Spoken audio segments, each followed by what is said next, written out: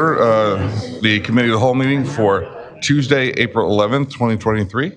We'll start the agenda with a roll call. Miller, Rosado, Here. Beck, Here. Connolly, Here. Chanzit, Here. Sofa, Here. Wolf, Aye. Here. Barron, Here. Lehman, Here. Ayazi, Here. Malay, Here. Ure, Here. Cerrone, Here. Vogelsinger. We have 12 present and 2 absent. We do have the quorum to conduct business. Next item on the agenda is to remind you to speak directly into the microphone because of BHTV recording. And then the next item is approval of the minutes. That is for February 28th and March 28th of 2023. Anyone have any motion? Second. Motion and second. Any additional discussion? Clerk, please call the roll. Okay. Ure, Aye. Cerrone, Aye. Miller, Rosado, Aye. Beck, Aye. Connolly, Aye. Chanzit, Aye. Sofa, Aye. Wolf, Aye. Barron, Aye. Lehman, Aye. Ayazi, Aye. Malay. Aye. Motion approved, 12-0.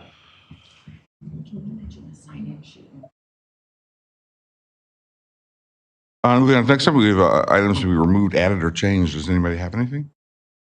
Okay. And then the next item, this is matters from the public. These are for things not on the agenda. So is anyone here to speak tonight for anything that is not on our agenda? Okay. And then as far as speaking tonight for items that are on the agenda, there is a sign-in sheet. It is in the back. Has everyone had a chance to sign in? All right, then moving on to item number 6 is the consent agenda. We have ordinance 23-10, amending a land use map for City of Batavia Comprehensive Plan for portions of 305 North Van Norwick Avenue, for Batavia Public School District 101 as the applicant. We have ordinance 23-11, that is amending the official zoning map for portions of 305 North Van Norwick Avenue for Batavia School District. We also have ordinance 23-15, amending the official zoning map for 1176 Ward, 1201 McKee Street, City of Batavia applicant. And then resolution 23-54-R, it's a plat of vacation for an easement for the Winding Creek Phase 1 Pulte Home Company LLC as the applicant. I would move that we approve this consent agenda as read. Second. Motion and a second. Any additional discussion? Clerk, please call the roll. Chanzit, Aye. Sofa, Aye. Wolf, Aye. Barron, Aye. Lehman, Aye. Ayazi, Aye. Malay, Aye. Ure, Aye. Cerrone, Aye. Miller, Rosado, Aye. Beck, Aye. Connolly. Aye. Motion approved, 12-0. Let Item numbers. the record reflect that Alderman Miller arrived at 7:07. Yeah, number 7, we have a discussion. This is regarding our permit processing review consultant. If Scott Beating. Yes, thank you. The committee had asked staff to look into finding a consultant to do some permanent processing analysis study for the city's community development department. And so we did reach out to a consultant that we have been doing work with before on certain permits and certain work in the city, HR Green. They did give us a proposal for doing a study like this. This is something they have done in other communities before at the request of different municipalities. And that study draft is provided to you. We have noted that the study would cost around $35,000. As part of that, also, we asked them to give us kind of an addendum if we're willing to do that. That would be an additional $10,000 to do a permit fee analysis too, in case we wanted to look at some of our fees, which have not been looked at probably since our 2007 period for fees and that type of thing. So they believe the study would take about 90 days to complete if we wish to go that route. And they are recommending that they do not start this study until September 1st simply because we will be busy. We are also going to be understaffed. We have a person that's retiring at the end of this month, so we are actively working towards recruiting another person to fill that role. So we really don't have a lot of staffing time to dedicate to it at this moment. But also, they also do permit inspections and reviews and plan reviews, so they are recommending for their own workload to not do it until September 1st as well. So, so that is their recommendation. So they would actually have somebody come here, do analysis of what's going on. They'd interview individuals as to the process and everything else, and get a good understanding, and then make specific recommendations as to changes that may be necessary or recommended as part of the study analysis. This is an unbudgeted amount, so if we are looking to proceed with this, we need to do a budget amendment to the budget this year for that.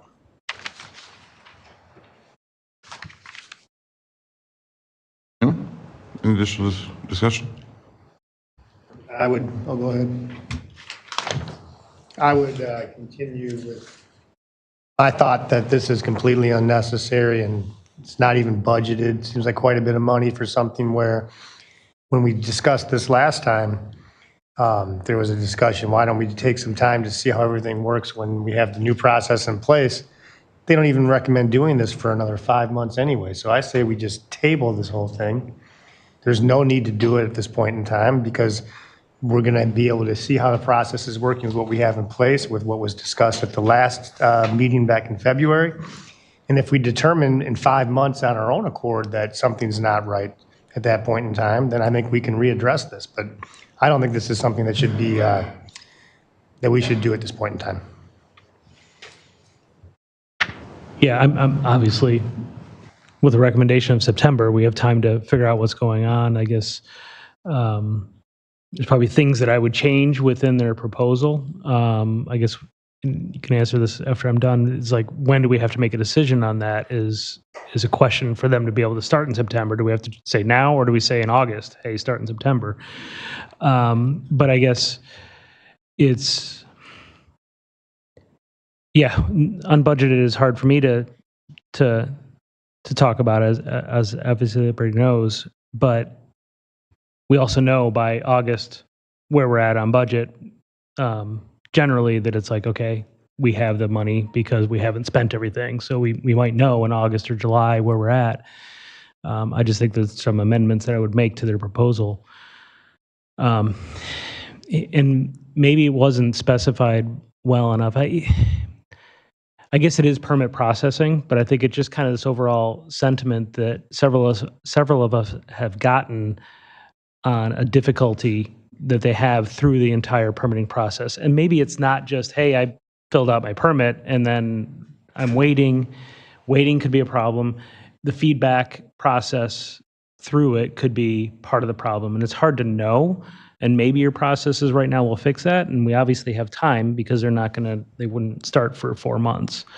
But I want to know how quickly or how much lead they need. Right. Yeah, and I think, when you say permit processing, I think it's going to involve the inspection process and everything else as part of that too. It's not just going to be, okay, how fast do we get the permits done, or could we do more efficient permit processing? It's going to be the whole process itself. So, as to the time frame, I have not asked them that, but certainly we can. I'm sure there's going to be some level of lead time. So if we say August 1st, we're ready to go, they may say, well, we can't get to it to November 1st or something like that. I don't think it's going to be as long as a time horizon because things are slower for them, but there'll probably be some kind of an extra lead time that they'd have to add to it, I'm sure. Yeah, if we could just ask that question. Sure. To have that idea. Sure. This is all encompassing for permits. This includes signs, right? Any type of building permit, yeah. Mm-hmm. If we revisit the sign issue, I can tell you that will change a lot of things. I still get beat up for the sign ordinance. That I would ask if another alderman might want to join me on that. There might be an opportunity to talk about that in the future. Can you clarify a little bit about what you mean? Is it for ones that are downtown? Because we have an extra process review for downtown because it's historic preservation review, that type of thing. So we can talk after the meeting. It was basically.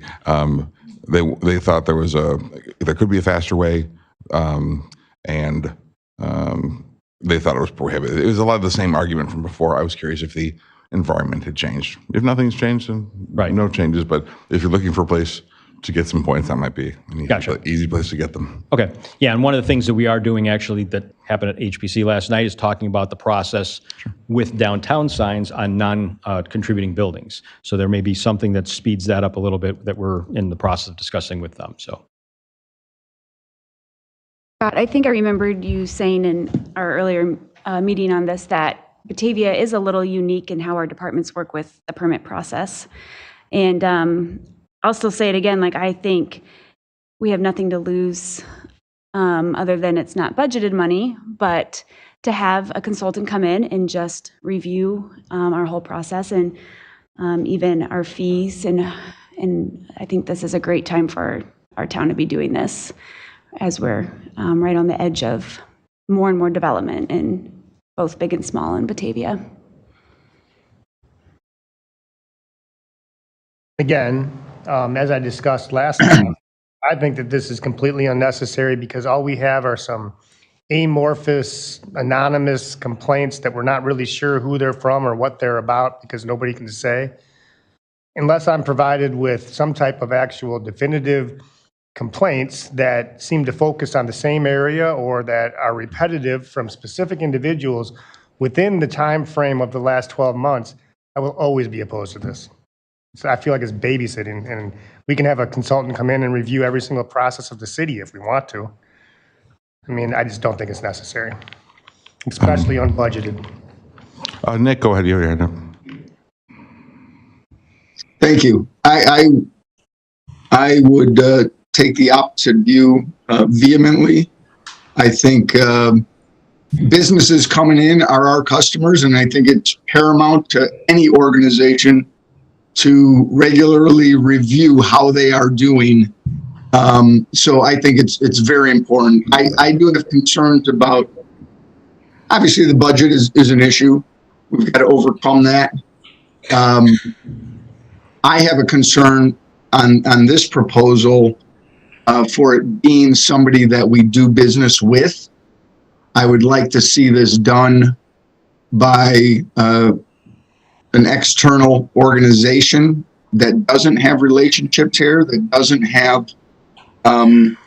future business writing on how they present. I want a true unbiased, just like we did with the fire department. I think it was a great analysis, and we came out changing our budget, making changes in the organization to make it a better for today and better for the future. So to have somebody come in and analyze and see what we can do better, I don't see why there would be any downside of that. This isn't a matter of seeing who's doing something wrong. It's a matter of seeing how can we do things better. So I would support this, but I would, especially given the time frame, that gives us time to see who else is out there and other proposals. I would prefer it not being somebody that's already doing business or hopes to do business with the city in the future. Can I clarify? I mean, the business that they've done is that there was a project that they worked on for us that, was the landings project. So we have not, they're not a continuing service provider for us right now. We don't have any. I'm sorry? No MSA? No MSA, no, master service agreement. Oh, there is one with engineering, but that's more engineering. HR Green is a very big company, so they do all sorts of different things, but not for building purposes right now. Okay. I would still be interested in seeing multiple proposals since we have time. I get it, Nick. I just have to ask, this feels like an audit, that's all. Have we done benchmarking with any communities nearby? For the permit fee studies, yes, we have. And I know that Jeff goes to the inspectors meetings every month, and he, talks to his other counterparts in different communities and finds out, are we anything really outlier, wise and these types of things. And, we really aren't based on our discussions with other communities. So. Sure. I would also encourage, to the extent that any complaints are received, that you would trust that you could bring those matters to staff so that we could provide you with the entirety of the story. I mean, there are situations where we have been responsible for delay in a project, and we'd be happy to tell you when we've been responsible for the delay in the project. But I think if only one side is being told to you in order to justify this project, that's a problem. And I would hope that in the interim period of time, if there are complaints that are received, that we have an opportunity to investigate the situation and provide you with further information about those situations. Have you had an adequate time to internally look at this from either from an HR standpoint or a process standpoint? We haven't been brought any specific concerns. I was, Other than like there are concerns about the process, but not here is a project and can you tell us why it took, this long to do this, or why weren't these concerns brought up earlier in the process and instead brought up at the very end of the process, If I may, Nothing like I that would has be, come to our attention. yeah, I mean, if you have a specific project or a specific concern and you want to, just to me, and I'll keep it confidential, I can certainly do an analysis of, the permit process that happened on whatever particular project and say, okay, we can put together a timeline saying, okay, here's when they submitted, here's when we, had the comment letter out, here's when they resubmitted, which is sometimes a lot of the delays. And keep in mind that other departments do the reviews as part of our permit review process. So we are shepherding a lot of these other comments from other divisions into the permit review process. So, and I can tell you, exactly, okay, it took us 6 months to get this done, if that was a number, and here's why. And to that end, if the holdup is with you, I believe we have oversight through Laura. right. So I guess I would ask, and I apologize, I misread the room on this one. I was physically not in the room for the discussion. I would have spoken up on this. I would ask if we can give Laura an opportunity to at least look into this. I definitely agree with you. I do not want to spend money on what feels like an audit. If there's a problem, let's have an HR treatment of it. If there's a process that's broken, absolutely, let's get a consultant in here and fix our broken process. But I don't feel like we give staff any chance to do that. So, Well, if I could chime in again, Yeah. this was when we did have the discussion. There were a few parts to this process that we were looking into, and maybe 4 parts you could say. One was to give Anthony a little time, yeah. which we all, I think, had consensus on. The other was let's do a communications campaign, so to speak, because part of it is just perception and marketing as far as the perception of not being business friendly. And the other one was to incorporate a feedback trail. So the consultant was one part of it. Has there been anything on the other part to move forward? Because I think one of the things is, I've gotten feedback, and again, I know there's 2 sides to every story. I love our staff. This isn't about pointing blame. It's about saying, hey, what can we do better? But there are people that are scared to come forward. I'd like they don't want future problems, be it a developer or somebody doing business with the city or a recipient of a grant, or there's several examples. And again, the procedure should be analyzed and they should be able to come forward. And if they're comfortable doing it, without giving details in their name or whatnot, then we need to allow that to happen. But So I think that was what I think is a bit unfair is the expectation that there will be retaliation because somebody complains about the process.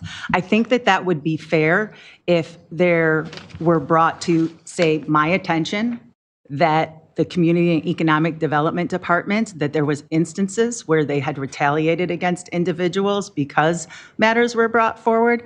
But without that, it just seems like an excuse not to bring specific situations forward so that only one side of the story is being considered. Again, I don't want you to get defensive. This is a preemptive approach. I want to be positive in this and say, what can we do better? If anybody is hesitant, and I mean, I can bring up millions of examples socially of anybody who has been wronged, and not anything to do with the city of Batavia, but they would rather not come forward. I mean, that's been going on in the history of time. We want to make it as easy as possible for people to come forward so we can be better. This isn't casting blame, and it's not about getting defensive. What can we do to make things better? So if opening up a channel for a way for people to comfortably communicate is one answer, then why wouldn't we do it? I think we should. That's what I'm asking, is that a channel of communication be opened so that these complaints can be received, and with all of the information presented, we can solve the solutions on our own without even involving a third-party consultant.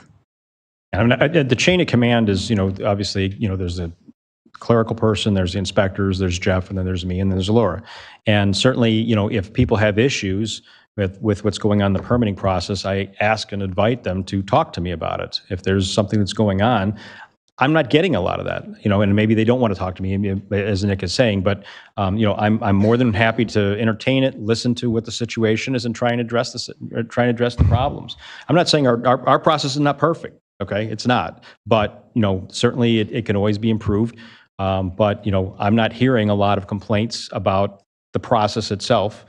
Maybe some of you are, but, nobody's sharing that with me. I have a question for you too, real quick. Have you heard from anybody that Batavia is not business friendly? Not directly myself, no, I have Have you not. heard anybody indirectly say Batavia is not business friendly? I have. I've heard some people probably say it indirectly, yeah, that, it is, but I mean, that's not different, that's no different than any other community. I mean, I've Geneva, is business unfriendly because, their historic preservation commission is difficult. Elgin's difficult because of X, Y, or Z, or whoever. I mean, you hear about it in every community. I mean, not everybody says this, their process is perfect. It's normal. I don't mean to say it's normal, but that's typical, I should say. Typical. So I mean, but without specifics, you can't address anything. Correct. It's hard. They bypass this all the time, and they take that microphone. They don't even give us a chance, and they will just take that microphone and speak during the public section. We haven't heard those speeches yet. I would have expected that as a symptom. Mm-hmm. Okay. So I'm sorry, go ahead. I still support the idea of doing this. I think it could be really helpful. Whether we learn that our process is perfect, that would be good news too. I do understand the concerns about doing a project that's not budgeted. So that's why I think, going back to what Mark said earlier, if we could find out when we would have to make this decision by, that would be very helpful, because if we're going to do this in the fall and we don't have to make our decision until the end of the summer, that gives us time, A, to determine whether we'll have money in the budget left over to do this, and B, it gives us time to work internally to see ourselves if there's anything we can improve. I support that. So we're tabling it until, Say August 1st. I could check with the consultant, see what the deadline is, and I'll just report back to you. And I would also say that I also support Nick's suggestion of opening it up to other bids. Yeah, we can reach out to, there's a couple of other, firms that do this type of work that I can certainly reach out to, but, by August 1st, absolutely. Any additional discussion? Wait, sorry, just a point of clarification. So we won't discuss this again until August 1st, or you're going to check to see if August 1st is a fair deadline for the proposals that we receive to approve it by? Well, it's up to you. I mean, I can, wait. if we're involving other people in the gonna take process time of to get presenting a them- proposal, it Yeah. seems like maybe August would be the right time to approach other firms as well, and then have 3 fresh proposals for you to We can consider. approach the other firms now and say, we're interested in this type of a study. Right. When would you be able to start it? And ask them that, and then also talk to the current proposal and say, we want to defer this to, say, August 1st to see how things are going. Could you start? And if you could, when would you start? We can do that. I'm more comfortable with it. Okay. So then, in a couple weeks, be able to tell us when that company would need notice to start? Like, how much lead Yeah. time do they need in a couple weeks? We'll We know that? we'll ask them right away and find out and let you know. Okay. Yeah. Say one thing. this just surprises me because there are no specifics of exactly what's broken in the process. I think that would help to understand what we're really trying to solve here for the problem. Just to look at the growth that we've had in Batavia over the last 2 years is just absolutely astonishing. Like how much we've grown, not only in the downtown, but also on Randall Road and the new subdivisions. And so, it just makes me want to take a pause of, what the real issue is it somebody that maybe didn't understand the permit process, didn't understand the different layers? Maybe there was a variance to a project that was being looked at and they didn't understand that, looking for a favor. Who knows? There's just so much for me in my seat right here that I don't know. So very similar. I'm not interested in pursuing this, but we'll table it till August and see what the results are. I'd like to see it tabled until August, see if there's some changes that were made.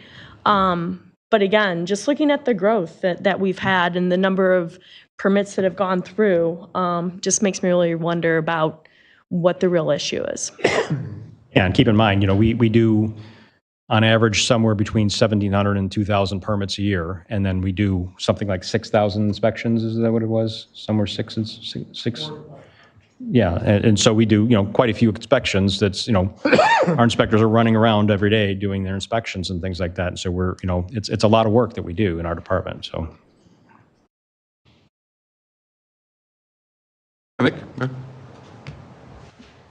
Nick, do you still have your hand up? Oh, sorry. I will lower it. You know what? Since it was up, hey, I got an opportunity. No, I will just say, I could bring specifics. In 10 years, you're going to hear things, but the numbers are still solid. I am confident in our staff. I want to make that clear, but I think it's a bad mentality in any organization, any family to just say, yeah, no, everything's good without looking to see what you can do better. I think we're the best community around, but I'm not going to rest on our laurels. And I think we need to be very cautious in any aspect, in any department, to sit back and go, yeah, no, we're good. Be careful of that mentality. I'll take sausage on my half. What do you want on your slice? Let's go have a pizza. I'd like to hear some of these. It'd probably be a good discussion, actually. So if I may, the staff here in 0 departments rests on their laurels. They are constantly interested in continuous improvement of the services that they provide to this community, and I watch the directors and all of the staff do that every day. It's why we brought strategic planning to the city of Batavia, was so that we could constantly be improving the quality of the services and never accept the status quo. I believe that wholeheartedly, and that's why I would just like the discussion to be more, yeah, what can we do? Not, no, we're doing everything. Was that ever said by staff that we are satisfied with it? We really never said that we were not interested in improvement. That's reference to the city council as well, Laura. Don't get defensive. That's to the whole council. Okay. These people work really hard at improving the city services, and I want to give them credit where it's due. We have a consensus then we're going to be tabling this thing? Any additional discussion?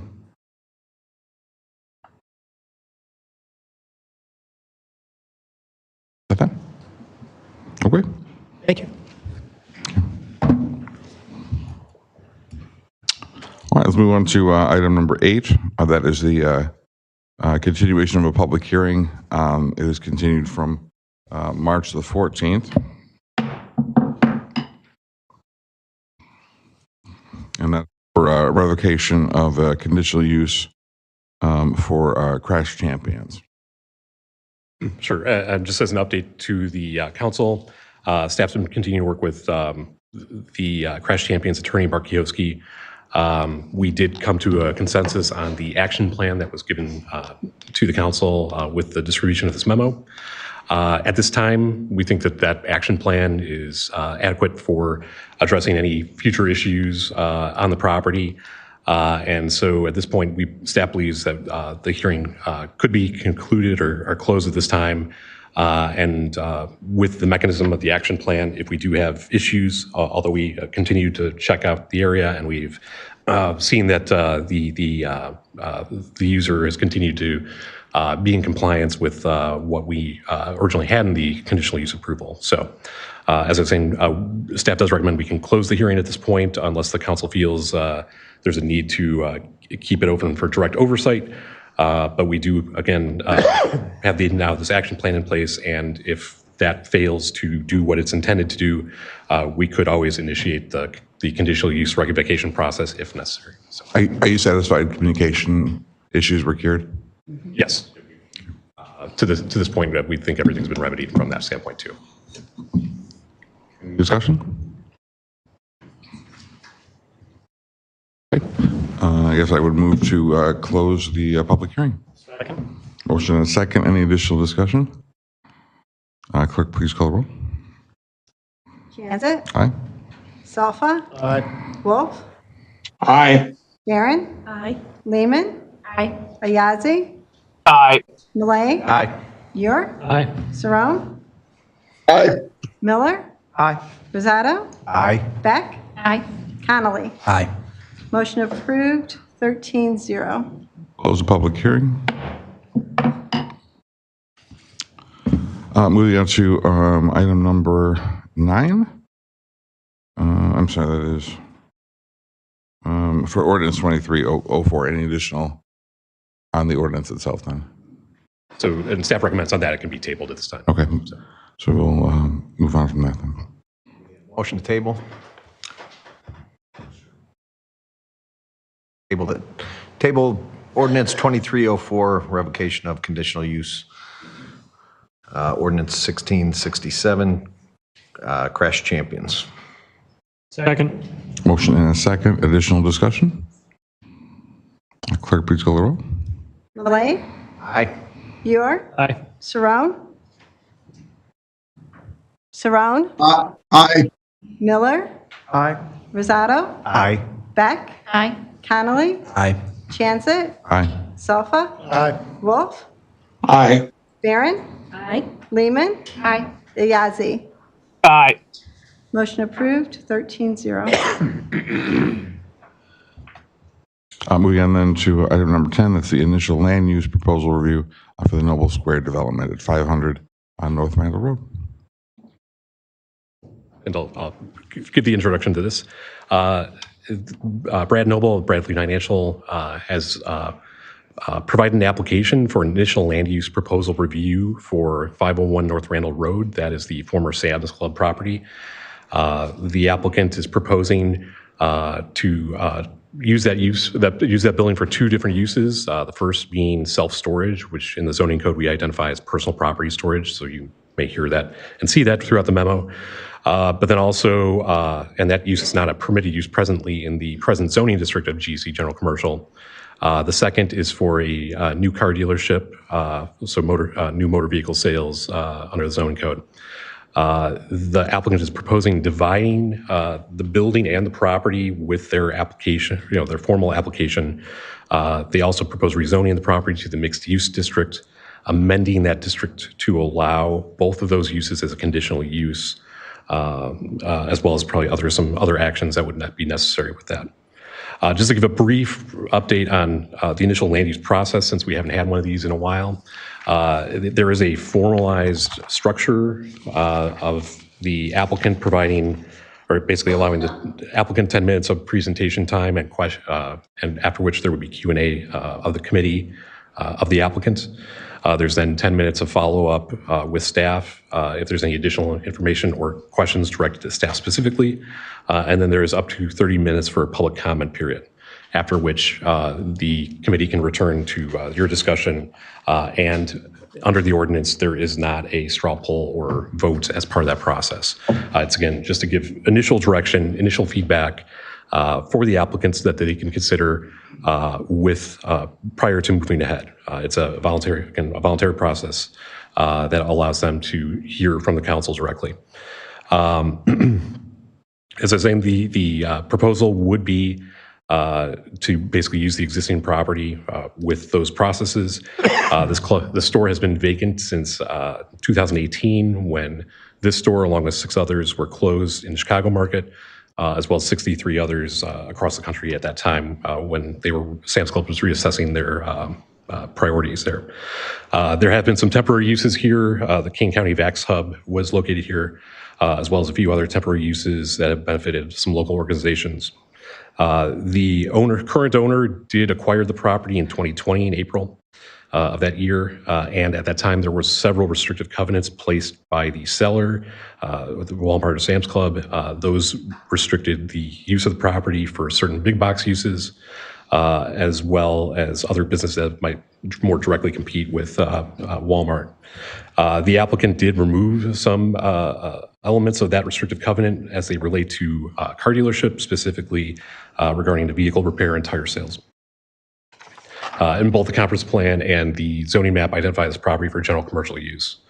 The applicant, again, will be able to present more detail on their project, but in terms of the staff and review of this, we are supportive of automobile sales of this property. Historically, we have had other auto dealers on Randall Road and have had no issues of compatibility. There are some, as in the process of redevelopment, there may be need for some zoning relief related to parking, parking lot design, and some other things that we identify. The applicant's submittal did note there might be a request for signage relief. At this point, it's probably a little bit too early for staff to have a position, especially without the design of the signage.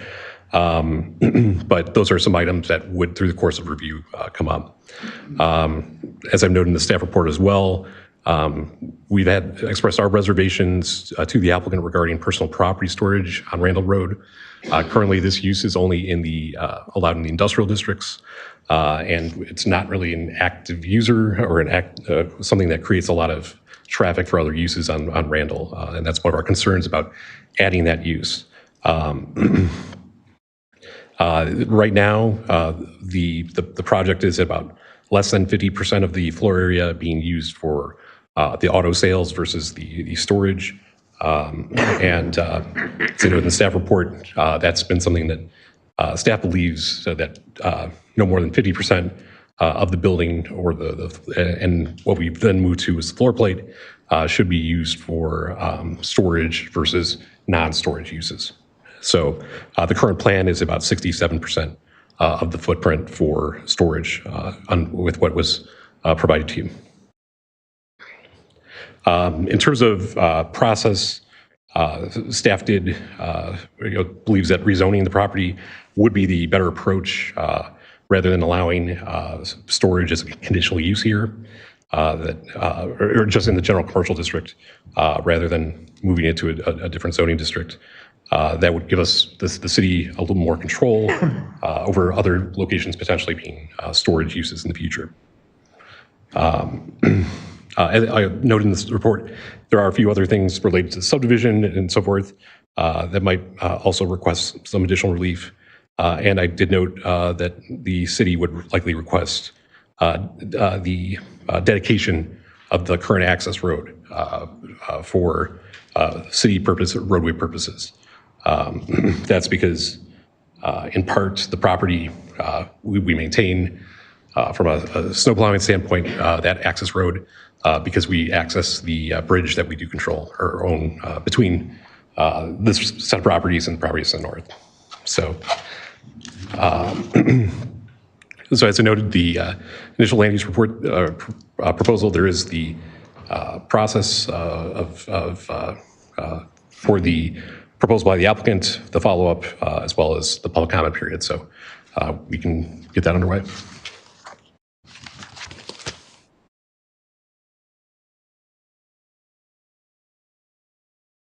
Open up for discussion.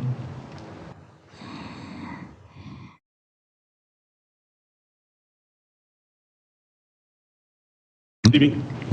My name is Chris Cosentino. I'm a local attorney, actually. I have an office over on 31. I represent the proponent of the development, the eventual applicant, who's in attendance here, but I've been asked to come up and speak on his behalf. So thank you, Mr. Rackow, for what was a very thorough presentation. I know you've all read the staff report, kind of stole my thunder, so to speak. The one thing I do want to say is I understand staff's concerns about the self-storage, but this is the one use, in particular the car dealership, that kind of threads the needle on this space. With the restrictive covenants that Walmart has in place, there's not another retailer that can go into that space. So there's very, very limited opportunity. That space has been vacant now for over 5 years, and it's what, 17, 18 acres, I believe. The self-storage is the ideal partner for the car dealership. And the reason that's the case is because the car dealership is going to take the entirety of the parking field. They need that space. They can't share it with a user that's going to have a high traffic volume. So the self-storage is ideal, and I think without self-storage, this probably doesn't work. So the car dealership has been very accommodating. They're taking as much space as they think they can abide. It happens to be about 33%, as Drew had indicated. That might not be ideal, but that's what they can afford to take. It's a wide space. They're going to take the entirety of the frontage of what is currently the Sam's Club, but it's not a very deep space. They just don't need all the floor space because, again, they're going to have the entirety of the parking field. So self-storage is I understand, not a revenue generator, but the car dealership will be. And it'll be something that might get you close, if not more, than what Sam's Club was generating in terms of sales tax year over year. And without any other retailer that's going to be able to go into a space like that, I can't think of another use that is going to work in that space. So I know this is a 50,000-foot overview here, and that's kind of the purpose of this meeting. So I would open it up to questions or invite Mr. Chanzit to open it up to questions, and I'll answer them to the best of my ability, and if I can't answer them, I've got the people who probably can. So.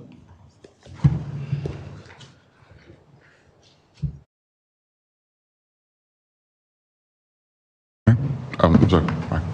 My neck doesn't go that way. Sorry. I know you're probably not willing to say the dealership, but it, in the memo, it says that it's a high-end electric vehicle. And if it's Tesla, I believe that's no sales tax revenue to Batavia unless a Batavia resident buys a Tesla, because that's treated as online sales, and Tesla doesn't sell directly out of a dealership. If it's somebody else, then there's a potential, but I honestly, truthful there, I'm not sure how all the other high-end Rivian, et cetera, are selling their vehicles, and if they're actually selling a lot of dealerships. That would be my only caution on this, is because it sounds great, because automobile sales tax revenue is fantastic, but not if it's an online sale. So that's my concern. I don't know how much more can be said, because the fact that I'm sure the dealership doesn't want to reveal who they are at this point.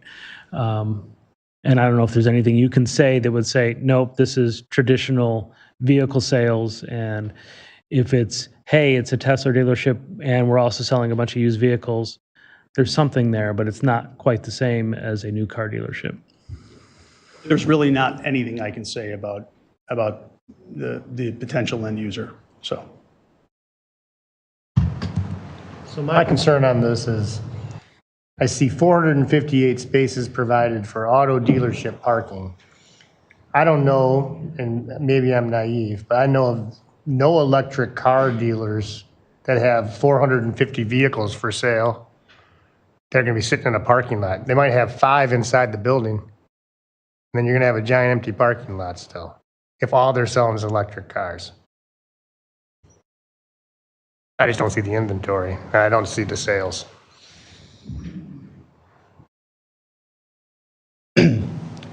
the gentleman who's approaching is the real estate broker who's working on behalf of the dealership. He might be able to answer the questions. First and foremost, thank you for your time this evening. I'd like to address your question initially. Sales come from where the car is being delivered to. So when you order a car online, or whether you order a car elsewhere, it is where you pick up the car. So those sales tax dollars do come to Batavia. All deliveries are to the dealership, or Correct. they're not? They, directly to the I home? believe, I really can't discuss much more right now at this time. We're under a strict NDA, so. Sure. The second question was related to the Parking field. the parking field, correct. Gosh, I'd like to get back to you with a firm answer on the parking field, but I believe that the reason for all the parking spaces that are required in front of the current Sam's Club is due to deliveries again, staging. Once cars come in, they get prepared for deliveries as well to customers that do come pick them up. So. Nick has his hand up. Yeah. Nick, do you have your hand up? Yes, I do. Sorry, I didn't understand you were calling me. This is awesome. Great opportunity. Appreciate you guys your time and interest in Batavia. My concern or my only thing going forward, I don't know if there's a way to ensure.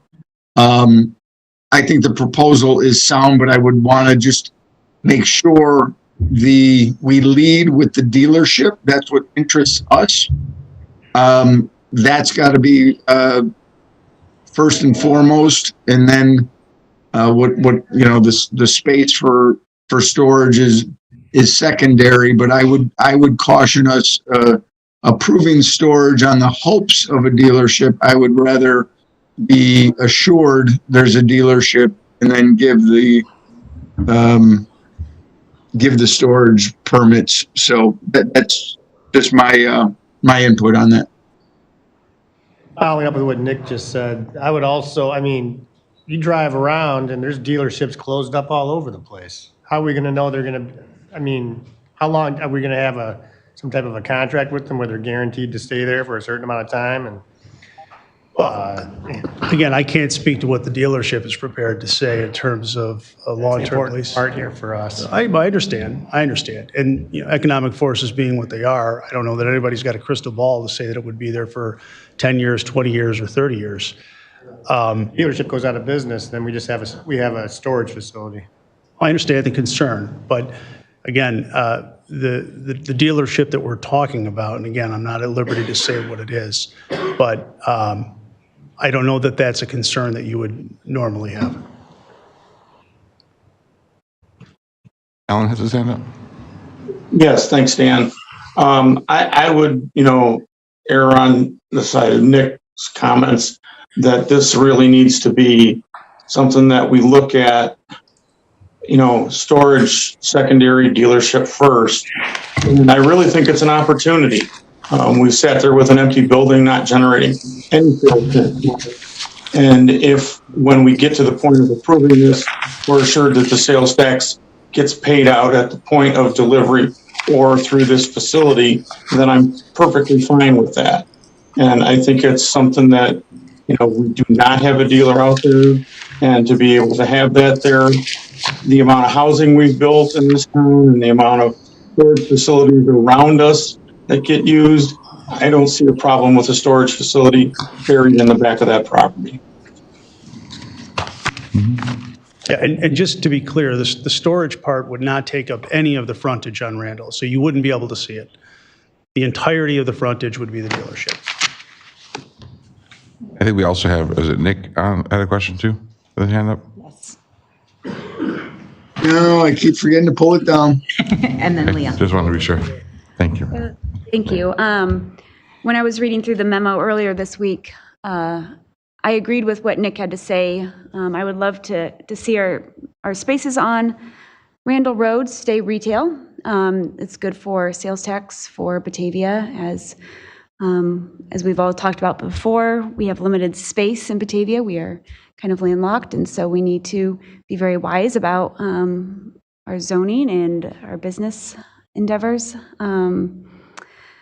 So until we have more information about what this car dealership is or what it will be, and we have guarantees on that, I would be very hesitant to move forward with rezoning because I know you said the storage would only be on the back end of the building, but I would want to be sure that a good retail and good for Batavia with sales tax would be coming in on that front end. And so with such little information, this would be very hard to move forward with agreeing to a rezoning right now.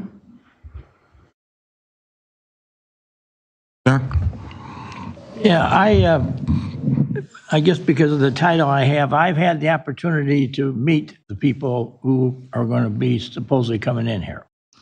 And I would tell you that I would strongly encourage us to do this. The sales tax number that will probably be generated here will be significant to the community of Batavia.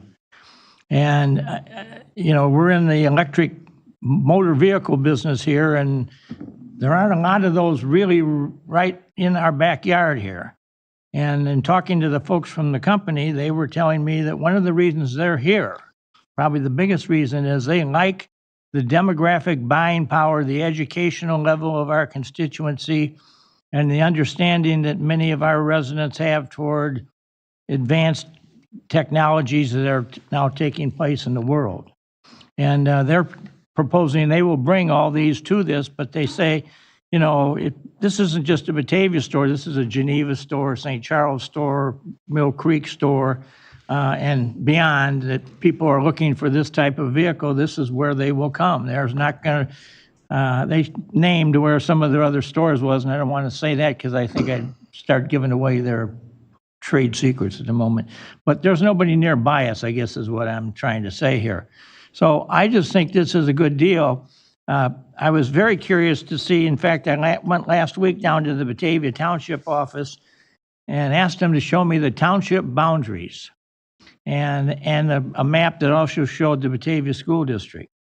And so I will tell you that some other governments that are a winner from the property paying are Geneva Township and the Geneva School District. This is not in the Batavia School District, but we're dealing with a boundary map in this area that was drawn roughly in 1854, and it's very, very difficult to change those boundaries. And as many of you probably know, the Geneva School District boundary map comes down the west side of Randall Road and runs itself into the front door of the Jewel and goes through the produce department. And that's the separation of where Batavia's to the south of that and Geneva's to the north of that. So Geneva's, Batavia's a good friend of Geneva in some of this stuff because we've done a lot of development out there that they get the taxes from. But it is, I think, a very positive thing. And I think for Batavia's future, this would be a really highlight to have this business when we can divulge who it is in our community. I don't think we're going to hear a lot of people negative and screaming. I know out in the audience here, we've got some folks that are into environmental issues, and I think what's being proposed here would bring one of the big environmental answers to our community and sell it to the world at large. And because of that, the city of Batavia would make quite a bit in sales tax. If you have any suggestions on social media places we could check out to do some research on them, that'd be appreciated. Thank you. Any additional discussion? Abby? I just wanted to throw my support behind what Nick and what Leah said about it'll be very difficult for me to support a storage facility on Randall Road when that could be a much higher and better use of space in general, with or without a guarantee of a dealership, but definitely not before there was a dealership open in that space. Because it's also, I think, to your point, I think, Mark, you made it about, it's kind of not if, but when, the storage facility would outlive whatever its roommate was, because that seems like a very steady, stable, people put their stuff in there and forget about it. And I can't see that closing anytime before any other business in there. And I think the point was made by the presenter that not a lot would complement a storage facility besides a dealership. So we're not going to get a lot of other uses potentially, or other, it's not going to be an attractive space for many other places. I can't think of a storage facility around here that I would want to necessarily be a neighbor to, because they just don't make very exciting neighbors. This is not going to activate or excite this space at all for our town. So it's a pass for me until there was a really compelling guaranteed open store there. And just to layer on what you're saying, Abby, about the business that would not want to be with the storage facility, that's just the point that Mr. Costantino was making, was that for a car dealership, there are a lot of business uses that they wouldn't want to share space with, which is why the self-storage was their perfect partner. They're quiet, low volume traffic, and they need this large field of parking and can't share it with another business. So that's why it seemed to be a perfect fit. But I definitely see your point that we too, staff was not supportive of this project unless there was a car dealership. And just if I may, I think the 900-pound gorilla in the room, if you will, is the restrictive covenants. Yes. That Walmart has in place. So if unless Walmart is willing to waive those restrictive covenants, I guess my question would be, what other use could you put there? A sports facility, I think Sarah brought it up last time, some sort of a big experience-based, something that needs a big open space and high ceilings, rec center type gym, those types of things was already brought up anyway. I'm not originating that idea, obviously.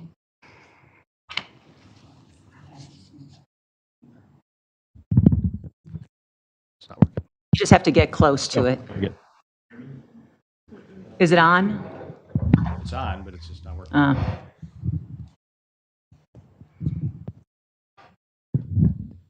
Don't seem to. Is this okay? Now it's working. I would note that the covenants were in place before this property owner purchased this. So they knew what the covenants were when they purchased the property. So this is not anything new. They knew what the restrictions were. So I just want to be clear about that with the restrictions and the covenants. We're not the owner of the property, though. It's currently owned by a company that I don't represent. I represent the prospective purchaser of the property, which has owned it since 2020, and it's been vacant since 2018. You're absolutely right. The company that bought it knew what the restrictive covenants were, and they bought with the restrictive covenants in place. My client is looking to purchase it, to repurpose it, but with the restrictive covenants in place that Walmart will not waive, he's limited to what he can do with it.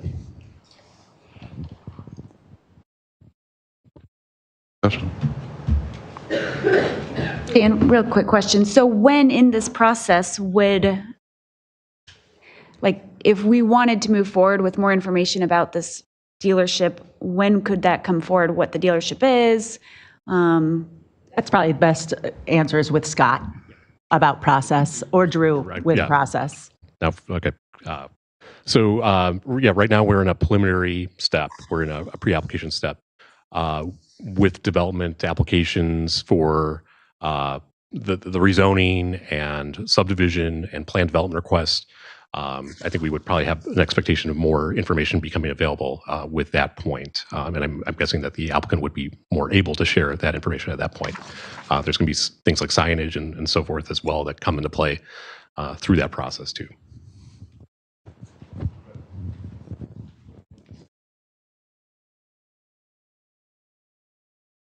When we submit, according to Mr. Vodovitz, when we submit the formal application is when we can disclose. So.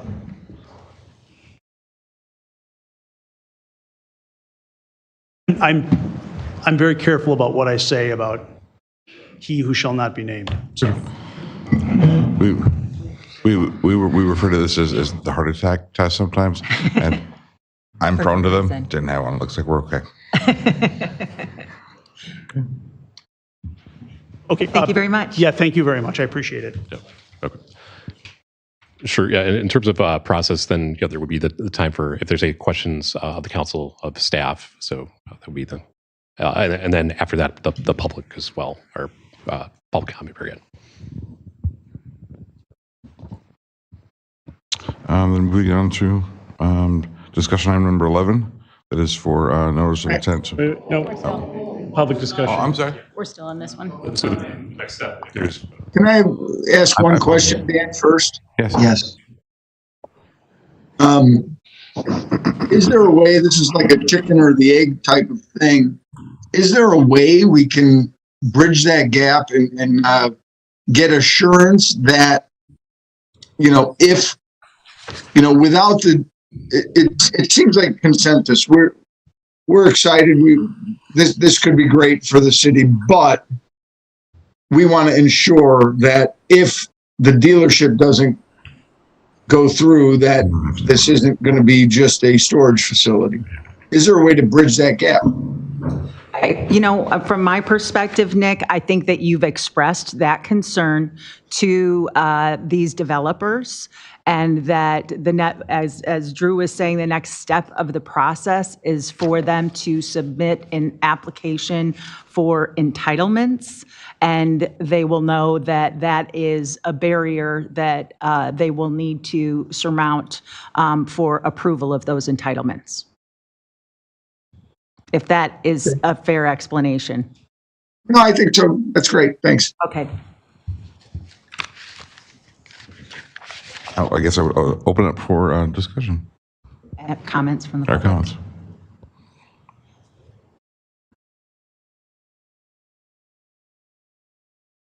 comments. Garbage.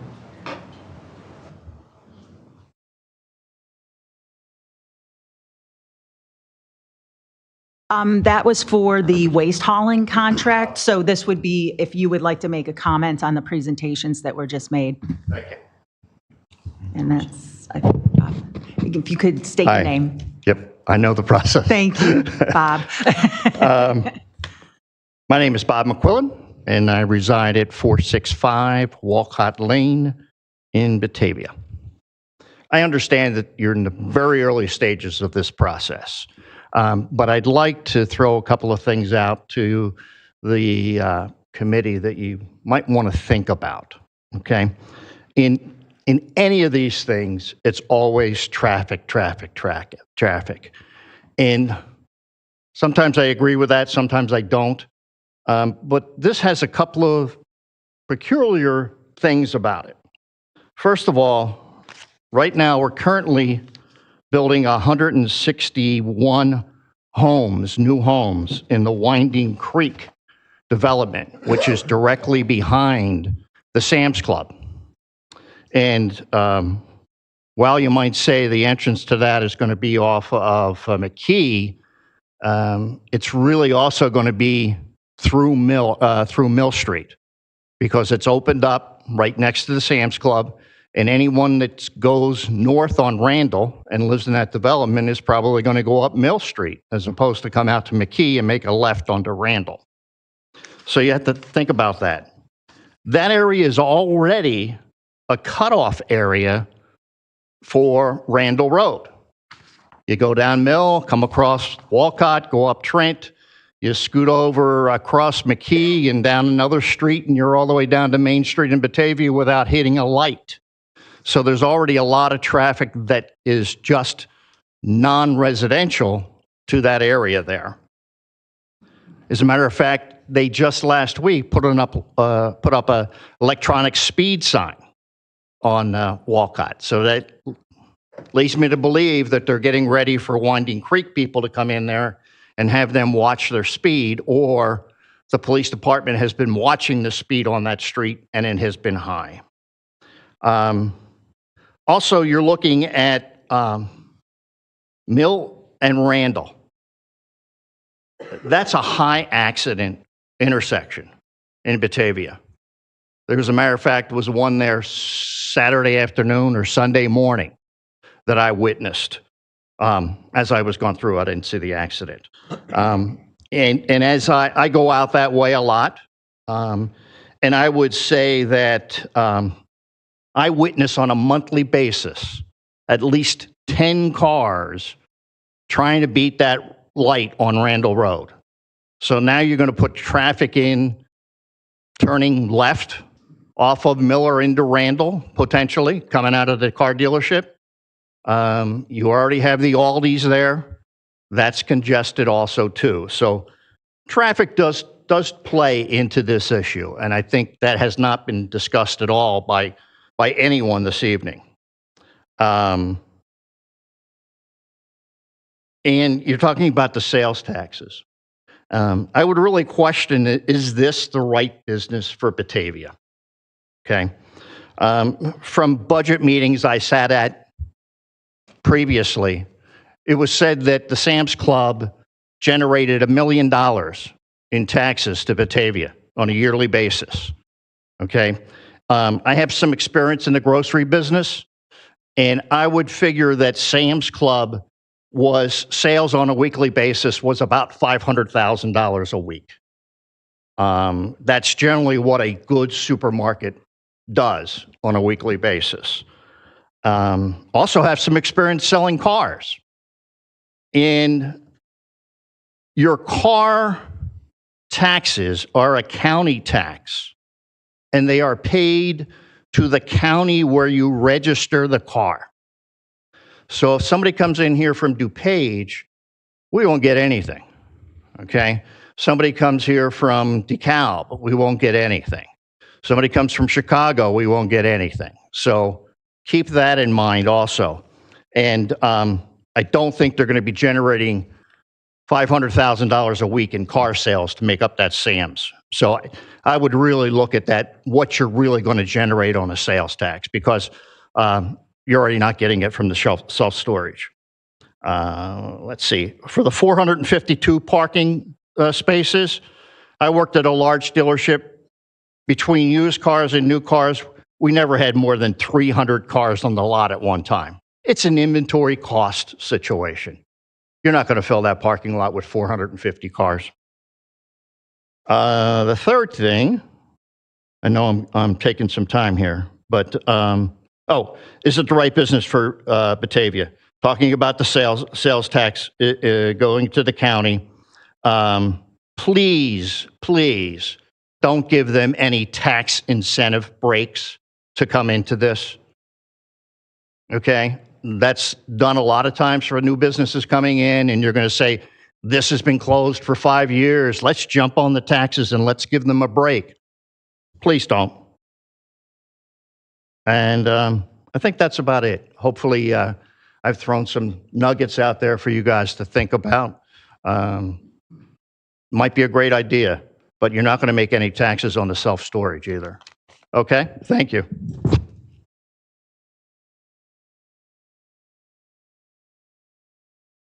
Anyone else?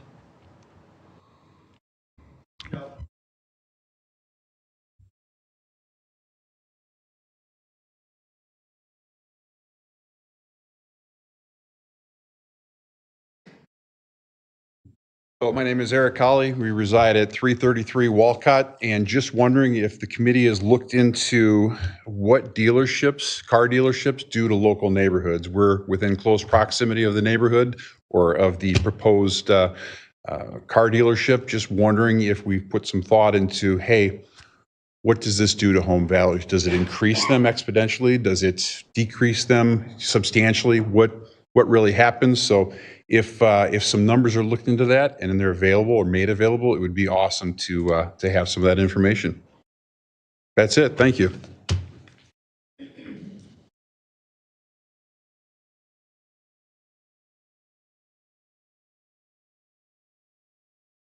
Anyone else? Any additional discussion in committee? And anything else to proceed? Or just go back to staff? All right, then moving on to item 11, to be a discussion item for awarding, I'm sorry. Yeah. Yeah, I'm awarding phase 2A improvements for the wastewater plant. Discussion of notice of intent to award. Thank you, Alderman Janzit. Following the publication of this agenda last Thursday, more than one contractor actually requested that the bid opening be delayed so they could continue to finalize bids with their subcontractors. So the bid opening, which was scheduled for today, has now been moved to the 19th. It'll then come to you on the 25th at COW meeting for then award on May 1st. So the whole calendar has been shifted. It was originally intended to come to you tonight for this discussion and then straight to council next week, but we're on a 2-week delay now. So just to make everyone aware, that process is going forward. We do expect to open bids on the 19th.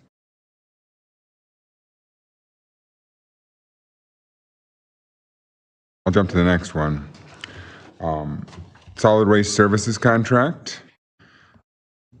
As you all know, you read my memos, typically 1 or 2 pages long at the most. Tonight's memo is considerably longer. I do not intend to read through this memo in detail. I trust that you all had a chance to read through it this past weekend prior to tonight's meeting. So I will jump right in to the discussion that the committee had back in January. If you recall, on January 10th, staff came before you, as well as representatives from the Batavia Environmental Commission, with several recommendations for different program options for solid waste services. In the end, the committee elected 3 separate options.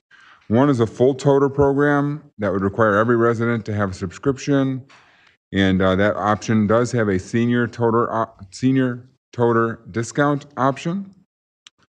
Option number 2 is similar to the first option number 1. However, at the recommendation of the BEC, option number 2 did have a separate cost for the recycling bin with the intention of trying to demonstrate the true costs of recycling. And then finally, there was option number 3, which again was a toter-based program where residents would only pay a fee when their waste or recycling toter was emptied. That is commonly referred to as a pay-per-tip type program. We did open the proposals. We solicited proposals from waste hauling vendors, and we opened those proposals on March 21st. And I'll get back to that in a second, because following the opening of those proposals is when the city began to put out word regarding the transition to toter-based program, and then subsequently feedback began on social media platforms. So staff took it upon ourselves to say, what if is there an option even to extend our existing sticker-based program? Is that even feasible to do that? So we did talk about extending the existing contract either on a short-term basis or even again on a long-term basis.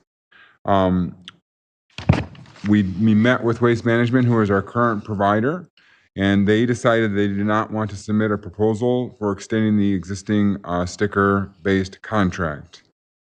I think it's really important, and this part I will read, that Waste Management is under no obligation to extend the current contract or continue to perform a sticker-based program. 2018, the city struggled to get vendors to even bid on a sticker-based program. Back then, we had some vendors who did not want to submit proposals because it was a sticker-based program. And really over the last 5 years, the Chicagoland area has continued to move away from sticker-based programs. During the course of this process, 2 of the vendors informed us directly that they wouldn't even have submitted proposals had it been a sticker-based program. So we can desire a sticker-based program, but no vendors are willing to provide proposals for sticker-based programs. So we went back to March 21st, and the proposals which were open and read aloud publicly on that date, Waste Management, Lakeshore Recycling Services, and Groot Industries. In the packet, I did include a copy of the original proposals, and as you all know by now, all 3 vendors, there was no vendor who submitted a proposal without any terms and conditions, exceptions, contract alterations. All 3 vendors had exceptions or alterations to the contract that they proposed. Staff reviewed the correspondence from each vendor, and then we produced a letter that went to each of those vendors. That letter was kept confidential between us and the individual vendors. Staff then met with each of the vendors personally and discussed the various contract exceptions. There were things from each vendor that staff could certainly support. There were other things from each vendor that staff said we would not be supportive of. And then finally, there were purely policy issues from each vendor that we said would have to come to City Council. So after having those meetings, we did receive revised proposals from Lakeshore and, from Lakeshore and Groot. The revised proposals from Lakeshore and Groot were included in the committee of the whole packet, along with the original proposal from Waste Management at our in-person meeting with Waste Management. At that time, they had said that, again, they stood behind their, did not want to do a sticker-based extension. They stood behind their toter-based program and felt that it was a very good quality proposal to us. So then the revised proposals were presented in your packet, and I could certainly go through those. Just for everyone's knowledge, Waste Management has subsequently submitted another revised proposal as of yesterday, the 10th, and I gave that information to City Council today. Waste Management's original proposal, here I'm going to dig up the right papers. We need a bigger podium, by the way. We do have a, sidecar. That's a lot easier.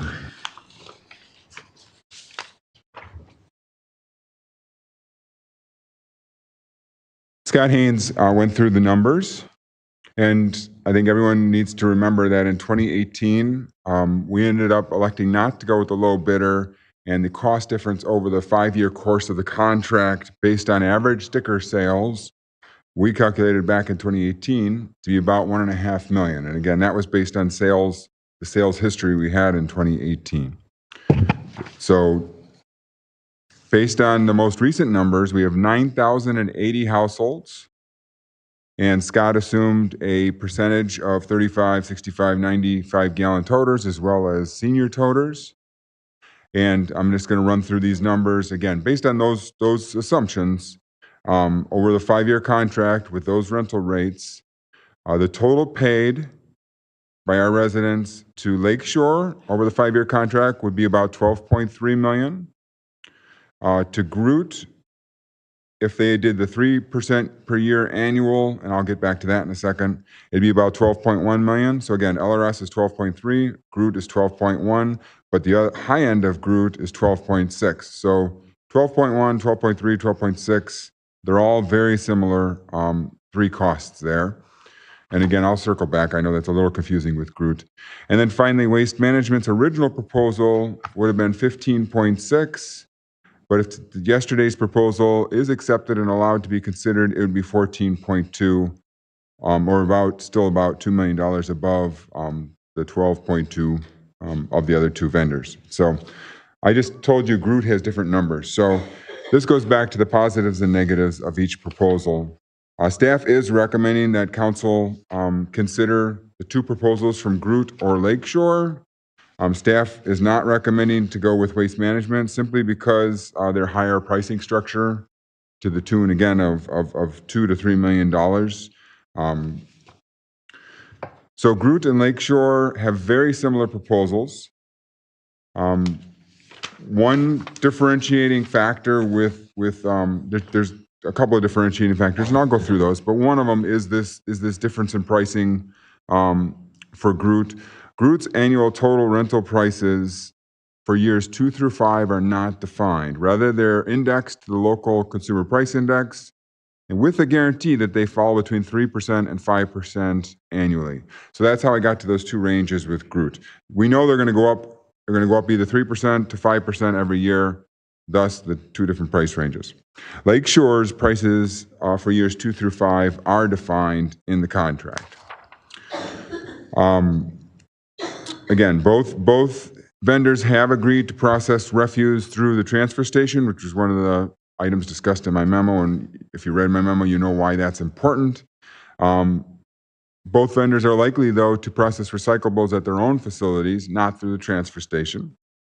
And both vendors have proposed a modification to a 5-day collection schedule as opposed to the current 3-day schedule that Batavia currently has. Lakeshore provided the most competitive pricing for the senior discount program. Groot committed to Groot's pricing for the senior is less competitive, but they have more competitive pricing on the yard waste and bulk item stickers. Groot's committed to a plan to transition to natural gas, compressed natural gas vehicles. Lakeshore is continuing to use clean diesel vehicles. So I, again, on the very last page of my memo, kind of put out the two differences between Lakeshore and Groot. And again, staff can confidently recommend award to Groot or Lakeshore.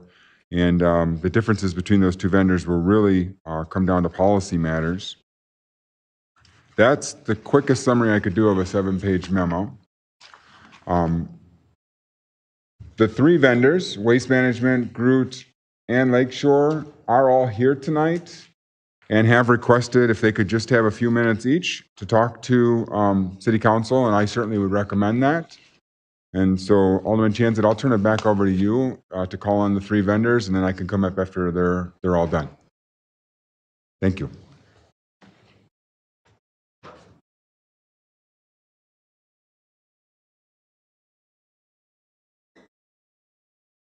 We have representatives here from Lakeshore this evening. Okay, thank you.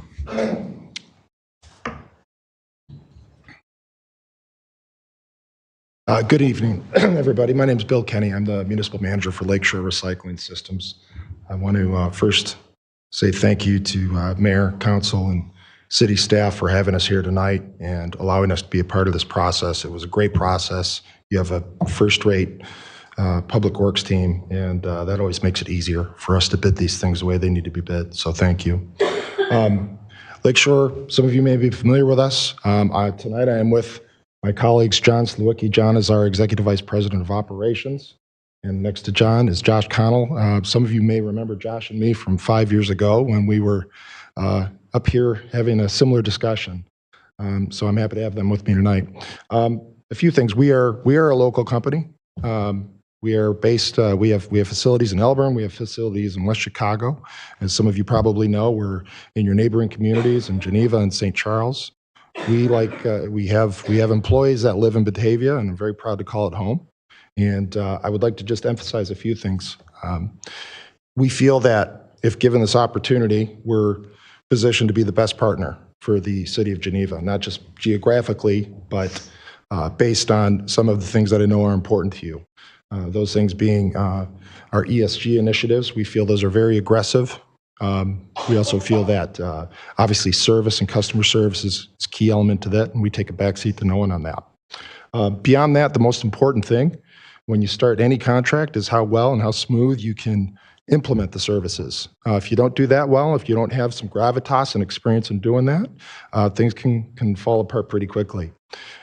We have implemented more of these contracts than any of our respected competitors over the last 7-8 years. We probably do 7-8, maybe 6-7-8 a year.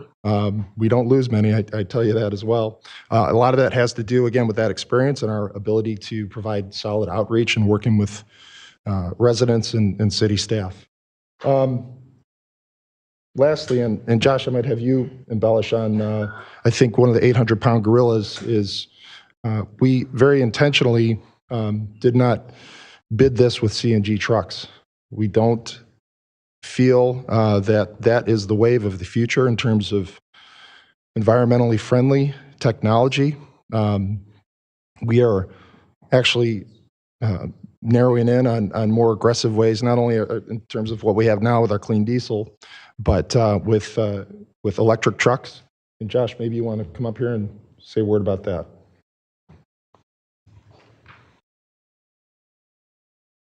Good evening, Josh Connell. Like Bill said, thanks for having us here tonight. It's not that we don't believe in compressed natural gas. We do run a small fleet in one of our Chicago operations where we have infrastructure for compressed natural gas. Also our Northbrook operation that we do have some infrastructure. We're continuing to buy some trucks for compressed natural gas. The biggest issue is there's just a lack of infrastructure unless you build your own. And I know Waste Management has that infrastructure locally, which is helpful. But like Bill said, it is, I don't want to say it's a dying technology, but it's definitely not being supported by the greater industry. There's one manufacturer, Cummins Westport, is the only engine that's made for heavy-duty trucks.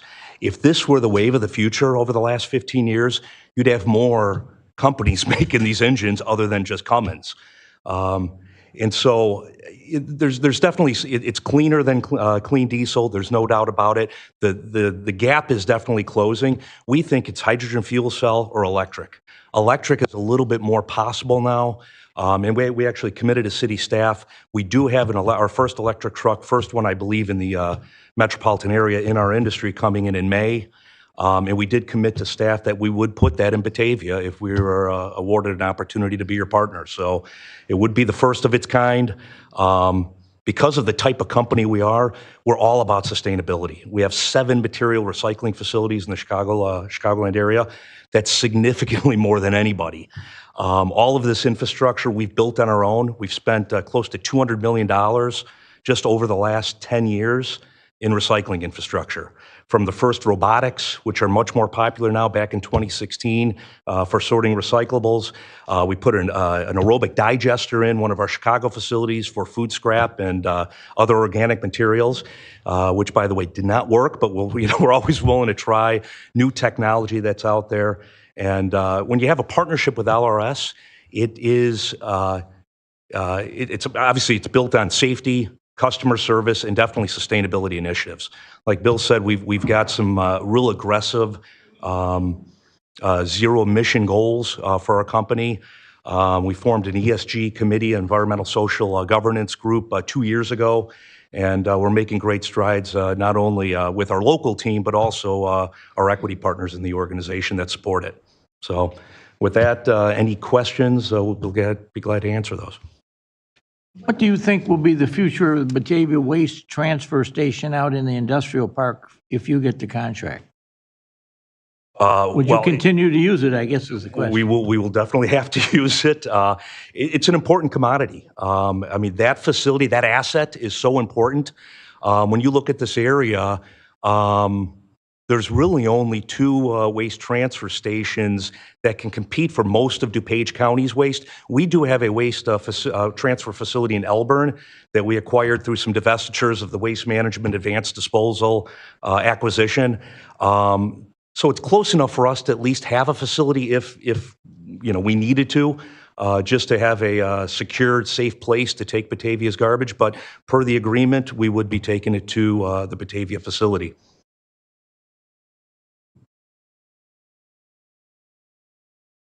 Can I ask why paper tip was not provided? You did not bid on that option.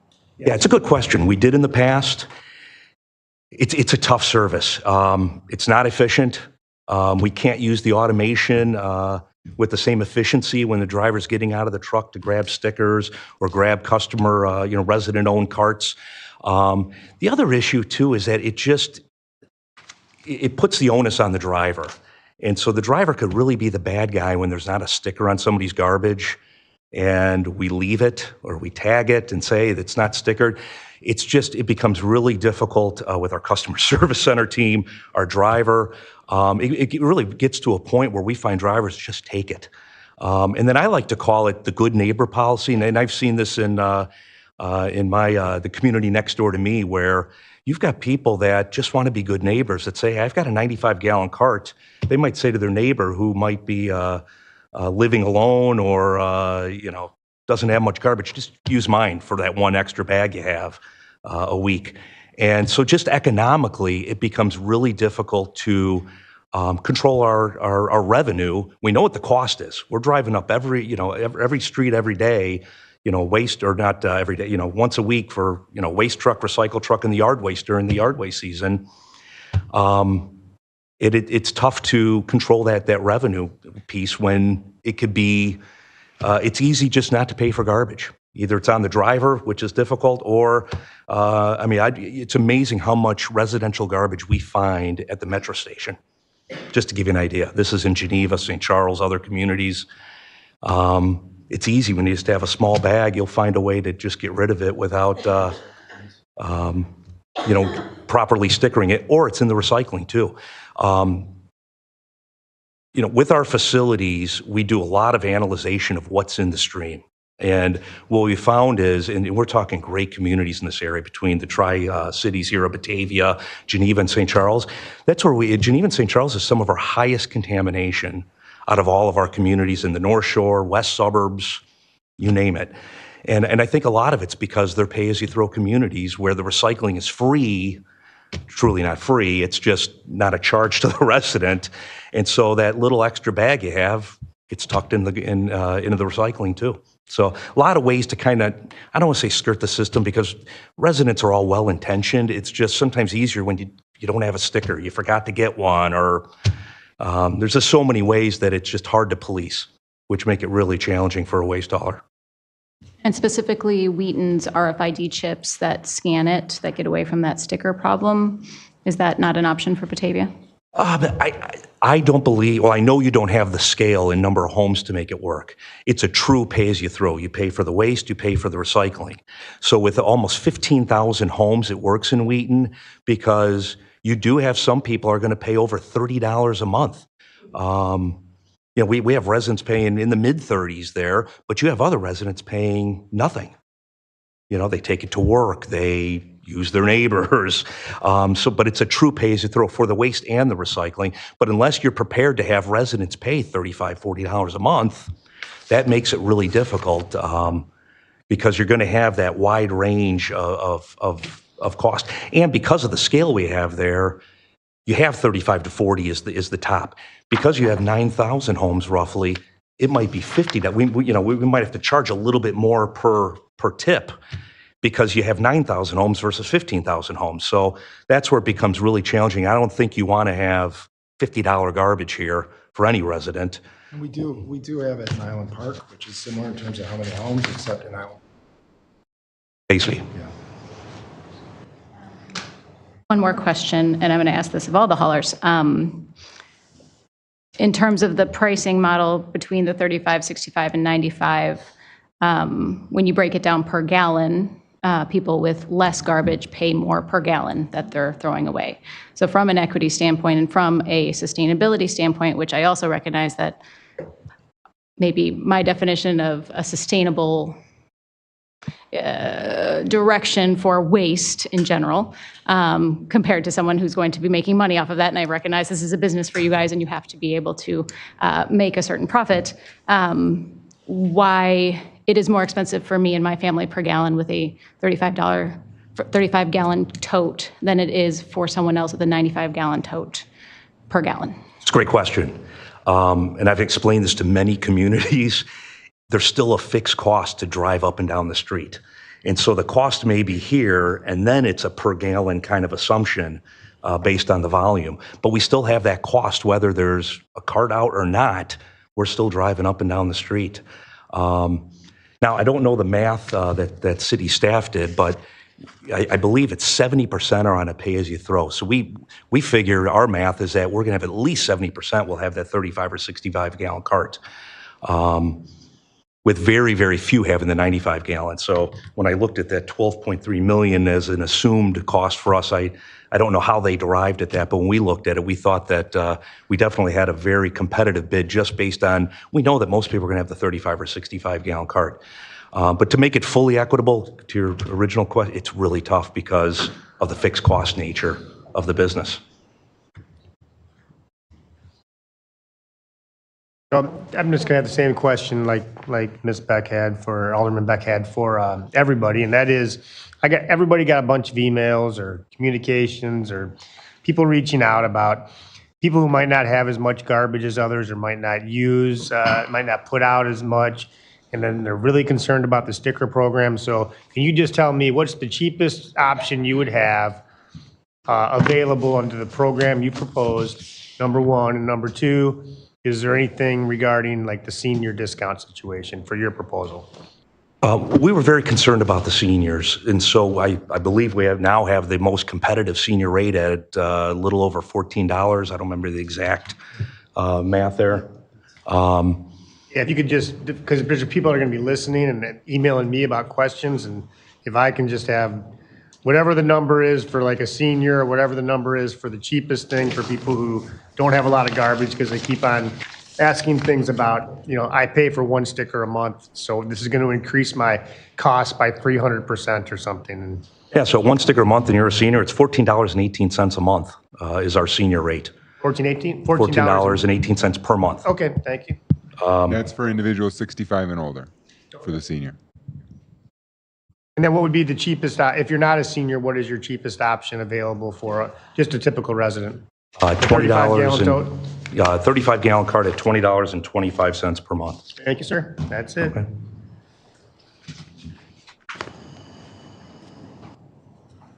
A question, and I'll ask this question to everybody. Your service that you recommended is 5 days a week for here. How many trucks will be in Batavia servicing on each of those days? 2 waste, 2 recycle, 1 yard waste. Now, if yard waste is heavy, sometimes you have to put another yard waste truck out during the heavy seasons, but and what that does, it gives us full utilization of those assets Monday through Friday. When we originally bid this 5 years ago, the idea was to kind of team it up with the Geneva services, what Advanced Disposal had done before. When we didn't win the contract, we filled those days with, I think, Campton Hills and Elburn the next year. And so, but the idea is just for us to have full utilization.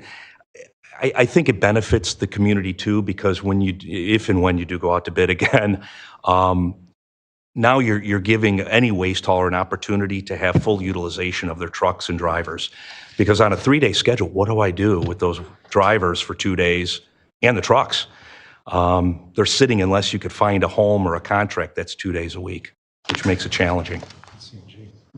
So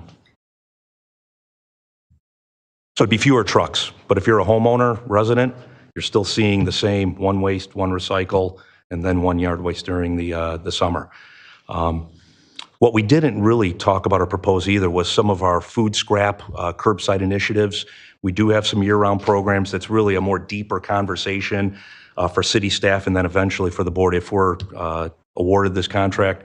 We've got some great experience there. I believe we started the first curbside year-round program. I can't verify that, but we do have significant experience with the food scrap collection curbside.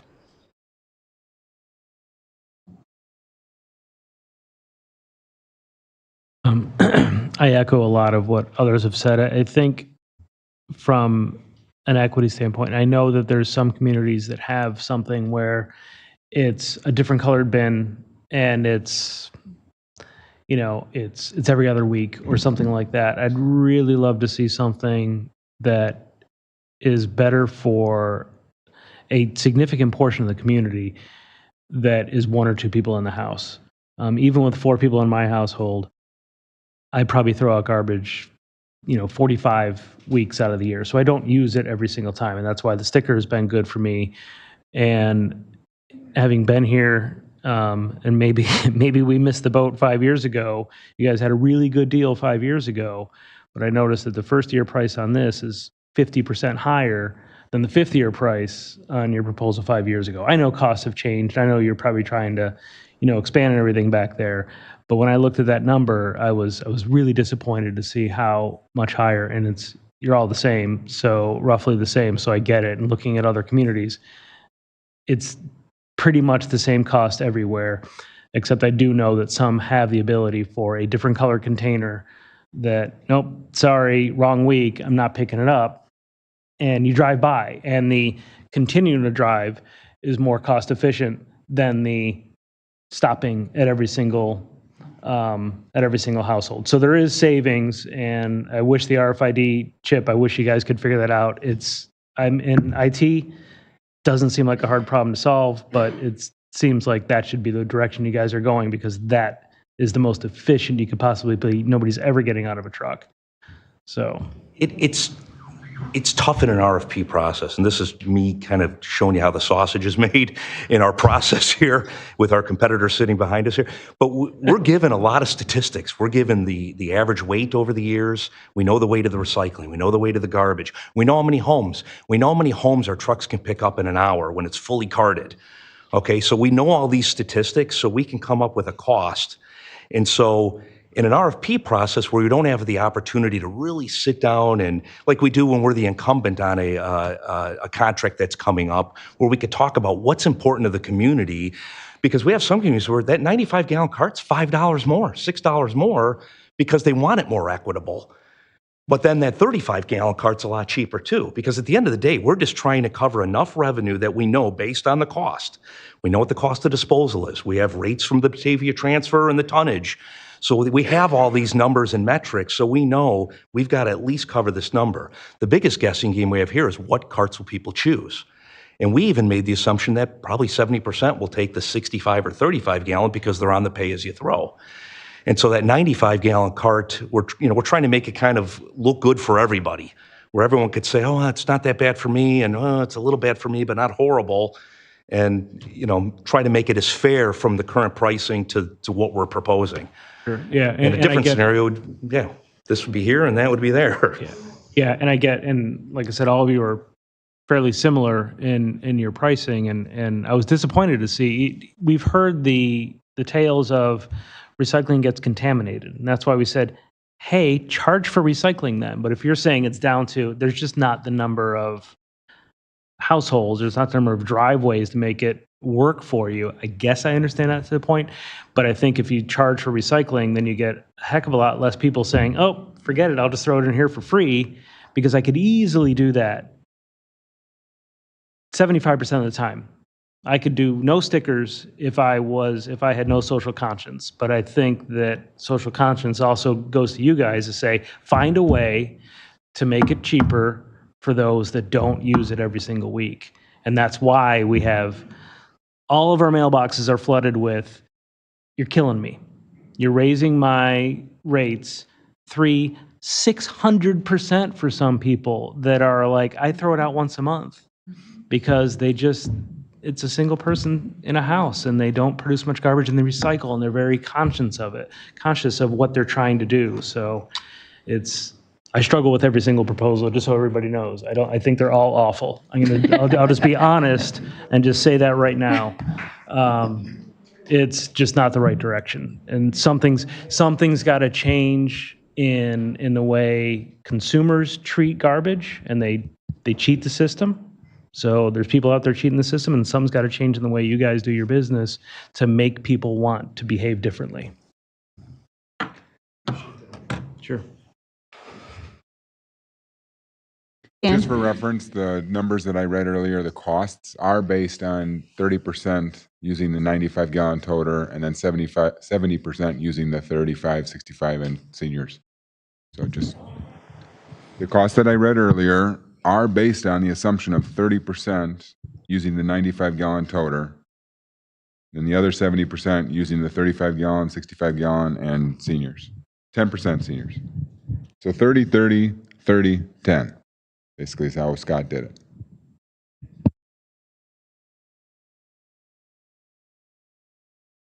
I have some comments and some thoughts and concerns, but it might be better if I waited until we've heard from all three companies since. Certainly we'll come back. Okay. I know that for the yard waste stickers and the extra bulk stickers are Achilles heel for me, because I live in an area where when people can't get their stickers, they're contacting me. So I live out on the east side. So how are we going to incentivize the retailers to carry these stickers for bulk? Stickers are sticky to me. I don't like them.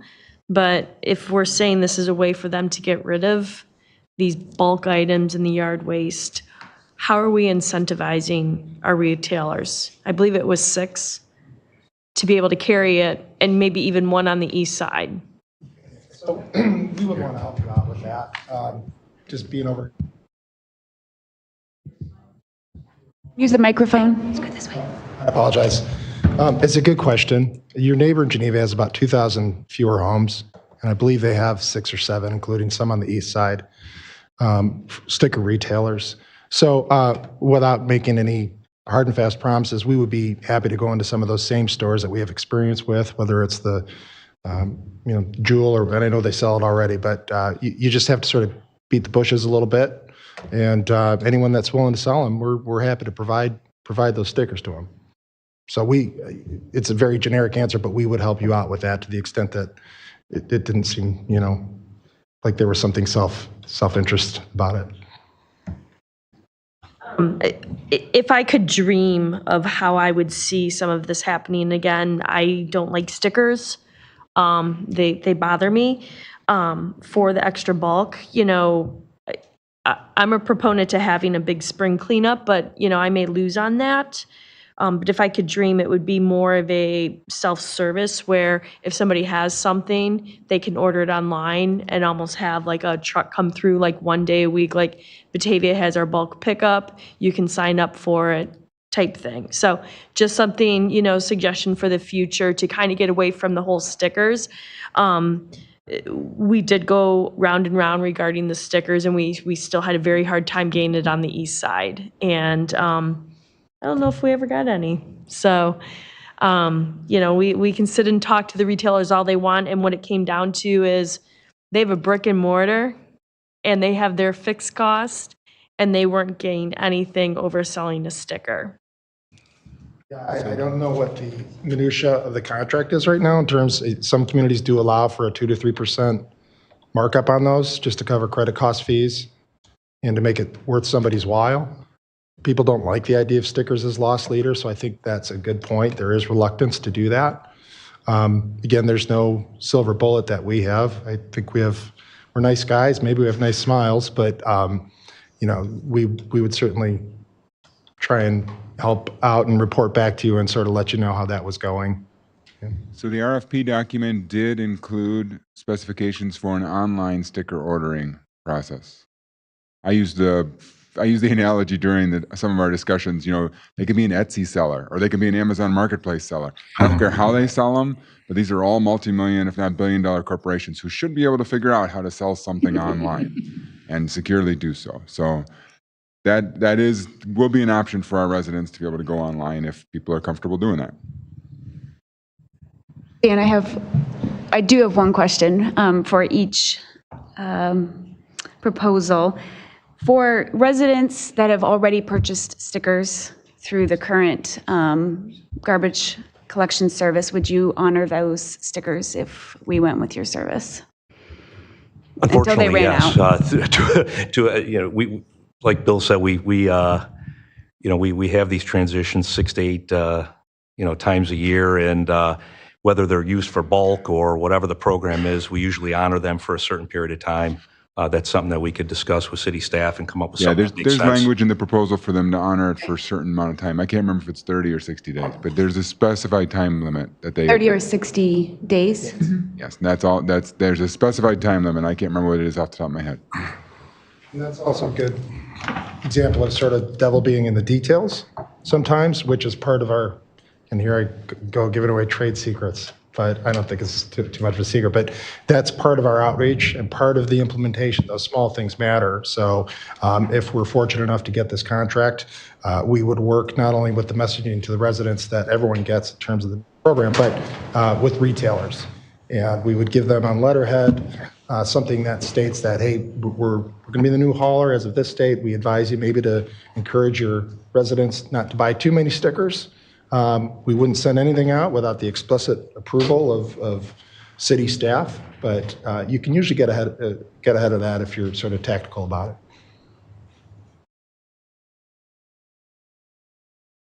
Yes, I have a question on the diesel fuel surcharge.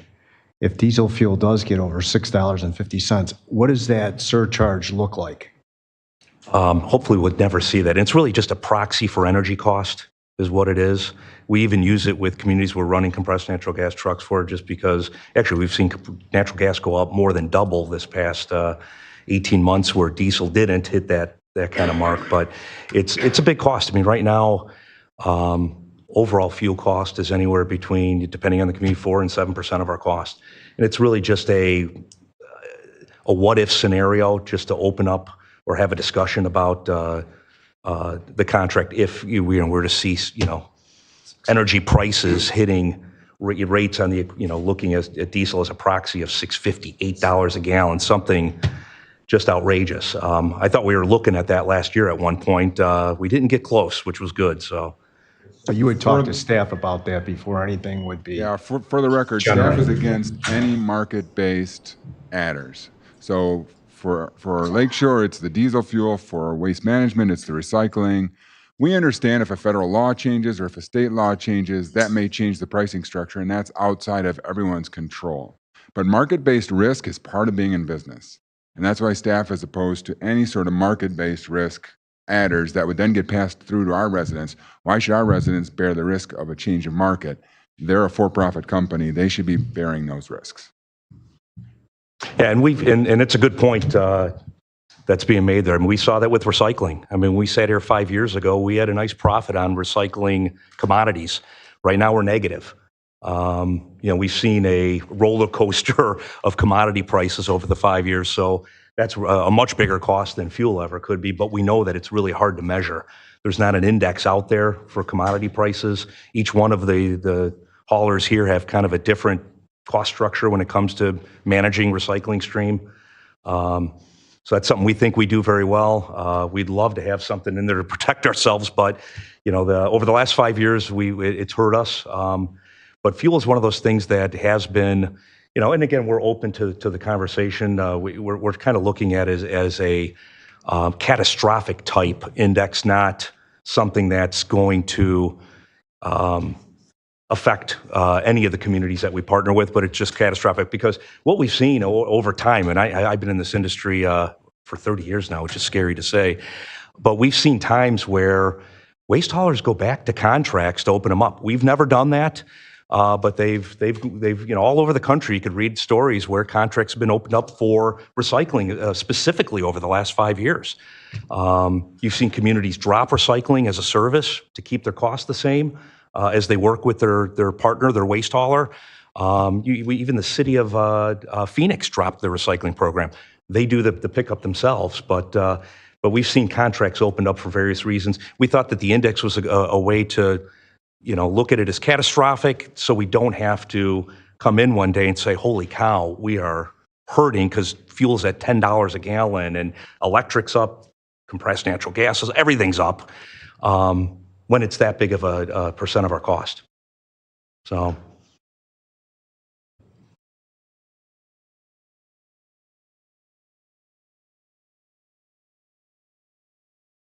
Great, thank you. Very much, appreciate it. We have representatives today from Groot.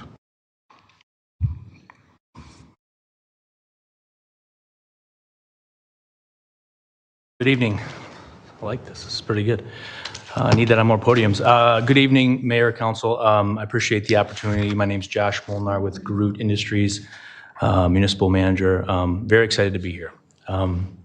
In general, the city of Batavia was something we identified specifically in this area as a enormous opportunity for us. We've got a lot of existing work in the area, Aurora, Naperville, Warren, West Chicago. So we've got a footprint. It's a footprint we'd like to expand. So City of Batavia was on our radar from the beginning. So we were very excited at the opportunity when we saw the RFP cross our desk. So again, thank you for the opportunity. It's not lost on us, and we're hoping to earn your business. In general, I'd like to start by saying I think from the beginning, this just feels like a good fit. Scott, Gary, your staff have done an excellent job in being thorough. So commend them for that thoroughness. It certainly helps when you are examining an RFP and you don't have to search for information. So that gives us the confidence that we're putting forth a proposal that makes sense for both parties. And for us, that's really what it comes down to. It comes down to a partnership. There's a lot of RFPs that we don't participate in because it doesn't match kind of what we're doing, the program, the footprint. So, I think this is a reflective of something that we'd like to see our footprint grow even further than what it is currently within the service area, and this is a representation of that. So more specifically, in terms of transitions, this is where I think we kind of, our experience, we haul 80+ communities. We transition multiple towns per year. It's something that we've become exceedingly good at, and specifically transitions that not only from switching carts to another cart program, but a sticker program to a cart program.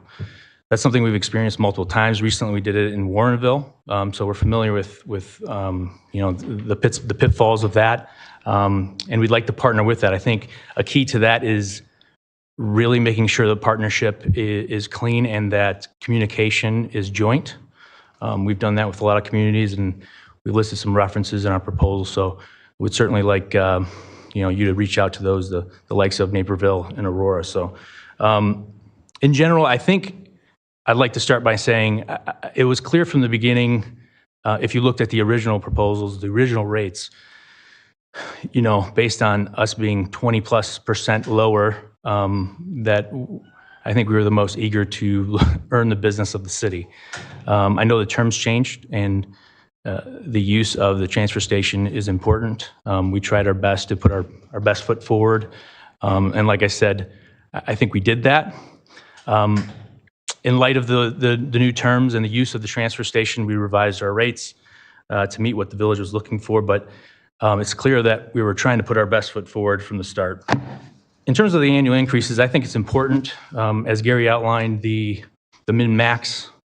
I think that reflects a partnership in a lot of our communities to have that protection for both sides on both ends. As we've seen over the last 5 years, it's been fairly volatile. And specifically for ours, we don't have additional charges. We don't come for surcharges. I'm never going to approach any of my customers for a cost of doing business. That's a risk that we take on throughout the term of our contract. So that's important for us. Next is CNG. Groot has committed to CNG going back to 2008. We were the first hauler in the area to introduce trucks to this service market. Ever since our competitors have caught up or not, but we feel like it's important. We've built CNG fueling stations at our locations. We've worked with public partners like Naperville to build different infrastructure so we can expand our footprint on CNG. Specifically with this contract and with the shortened timeline, we're looking to put at least one CNG truck in day one. And then by the end of year 2, have all garbage recycle trucks be completely converted to compressed natural gas. That's something we feel is important. And when you're comparing our proposals to the proposal that doesn't include that, we don't feel that's the apples to apples. Obviously, the RFP outlined the desire for a partnership with a hauler that had compressed natural gas. The trucks cost, $70,000 more per truck. So if we're looking at an apples to apples comparison and the rates that are there before you today, we're talking about a difference of 19 cents on the 35 and 65 gallon rate. So I would argue that that's not an apples to apples comparison, as we have the value add of the compressed natural gas trucks. So no fuel surcharge. The cost of compressed natural gas goes up. That's a risk that we carry. So that's nothing. That's never an item that we'll be approaching the city to compensate us for. In addition, I want to talk about the sticker rate. And I think a lot of this information was passed along, but I think it's important to add that as we're 50 cents lower on the sticker rate, and I understand less stickers will be sold due to the program change, potential program change, I think that adds up over the course of a contract. So if you have a 35-gallon or 65-gallon rate, and say once over the course of a month, you have an extra bag outside and it's 50 cents less, that overcomes that difference. And estimates, if you're selling, 100,000 stickers a year, you're talking tens of thousands of dollars of savings to the residents on that 50 cents difference. So I feel like that's important to state. Furthermore, and I'll end with this, should the city ever, and I think it was the intent that Gary and Scott mentioned, entertain the host fee agreement and the requirement to bring it to the transfer station, of which our current proposal allows for. We have a roadmap, if that changes ever, of rates that are 20% lower. So if that were ever to be a conversation, we'd be willing to honor those rates. We understand now that that's not the case and that we'll utilize the Batavia transfer station, but I feel like it's worthy of note that we're willing to have that conversation should that change sometime down the future. That may be 5, 10, 20 years down the road, I don't know. It may never happen, but at least we'd be willing to have that conversation of where that rate would go. So it would be a roadmap. In general, we appreciate the opportunity. We think this would be a great fit for our company and our service area within the service market. And I'll open it up for any questions you have for me. Can I jump in real quick? Just to clarify language from the request for proposal document regarding CNG vehicles, it does say contractors are required to utilize CNG vehicles on all waste collection vehicles. So in prior years or prior cycles, we did have a desire to transition to CNG, but this time it was a requirement. And so technically on day one, the only vendor who has proposed to fully meet that requirement would be Waste Management, with Groot indicating that they would have one truck in on day one, transitioning to more trucks by the end of the second year. And then Lakeshore just spoke with you about their use of the diesel. So just to clarify that.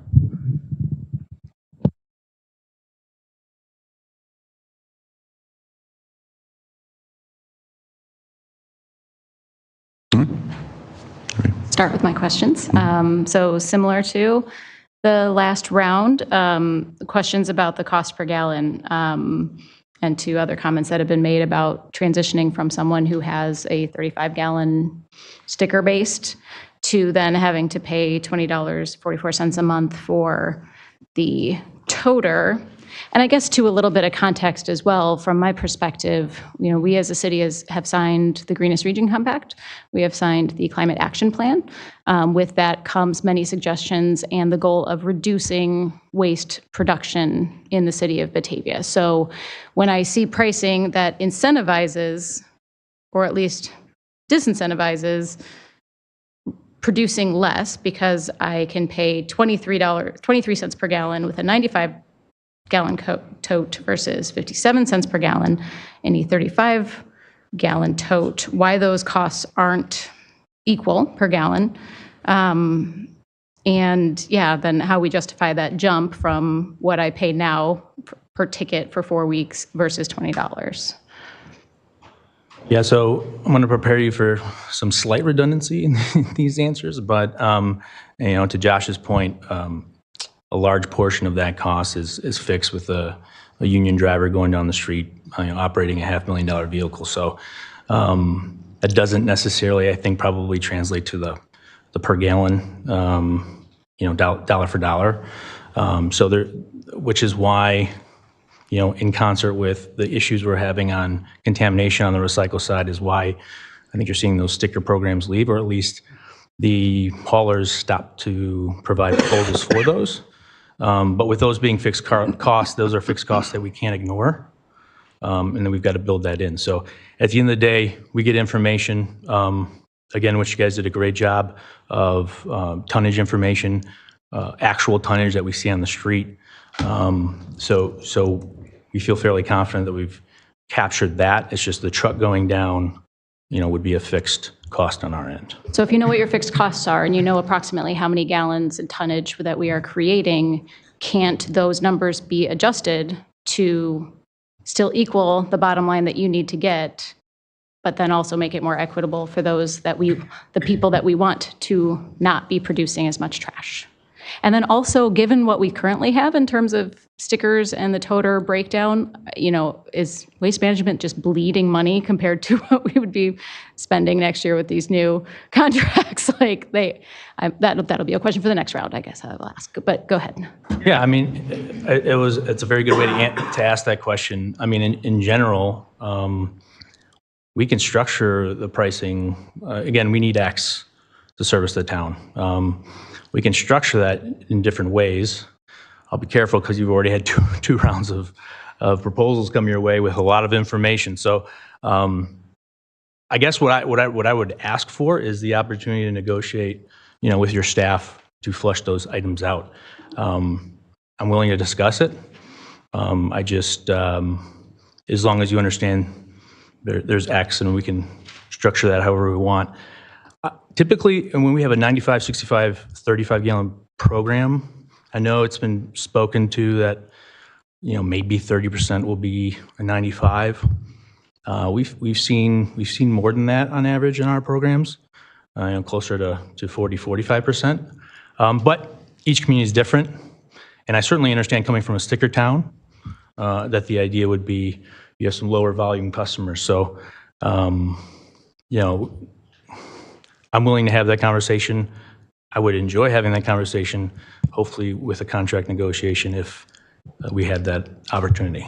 Did you say 45%? Which bucket or which toter? We typically see 35 to 45% participate in the 95-gallon The program. 95. Well, but that yeah, varies it's on. cheaper. Well, I mean, it's not cheaper. I know it's not cheaper. But. No. Oh, and that's not why I say that. Honestly, the 65 and 35 options, based on what I outlined in terms of our sticker prices, commitment to CNG, I think that overcomes the 19 cents on the 65-35. So I think it's a bigger conversation than that, but it's always hard to pin down because each community is different. I have a friend in Warrenville, and she was saying how after they went from and she has a big family, so after they went from the sticker-based to the toter, her cost went down, which I felt like was the wrong. She's producing just as much garbage, and her cost went down, which means somebody else is picking up that cost, which is the people with 35-gallon that doesn't put it out every week is now paying more. So. If I can just make a request of City Council as a whole, I just ask if you consider all the proposals tonight that are on the table. If we jump into renegotiating this vendor's proposal or that, it's going to get very complicated very quickly. So let's, if we can just stick to the numbers that are here, then we can always go to the next step at the next phase.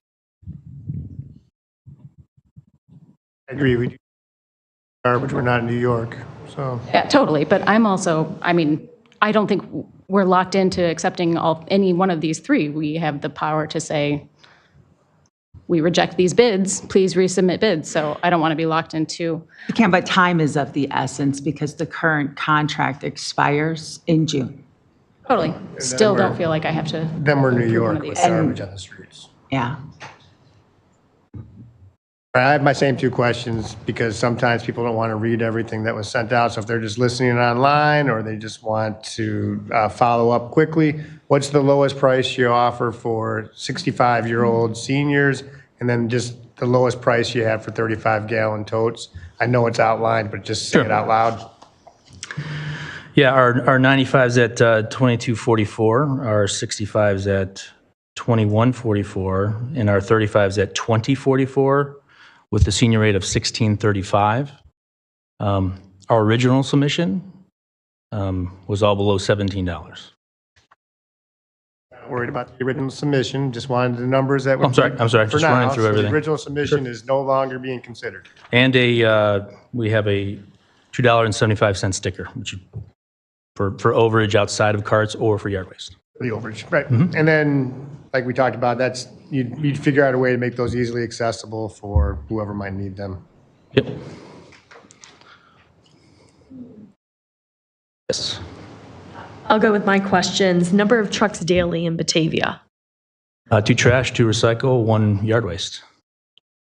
And you're a 5-day a week in the community. And then what would you do to incentivize our retailers to sell the stickers, even though I hate stickers? Yeah. No, it was interesting to hear you say that because we typically haven't had much of an issue selling stickers, but again, each community has their own hurdles.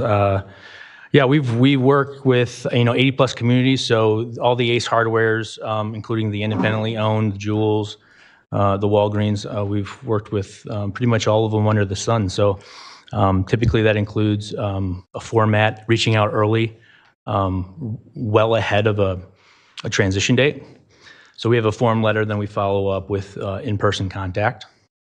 So all those are on the west side of our community, and on our east side tend to be more of the smaller, not well-known established places.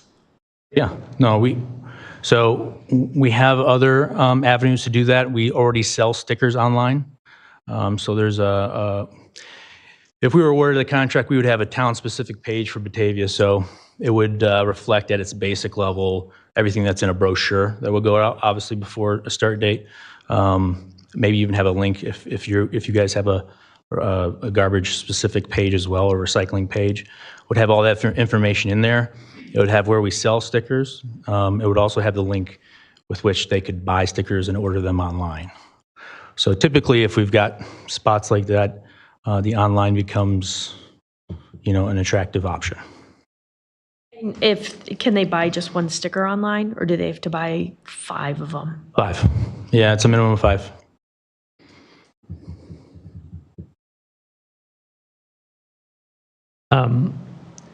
You brought up an interesting point where 40% are using the largest side, the 95 gallon.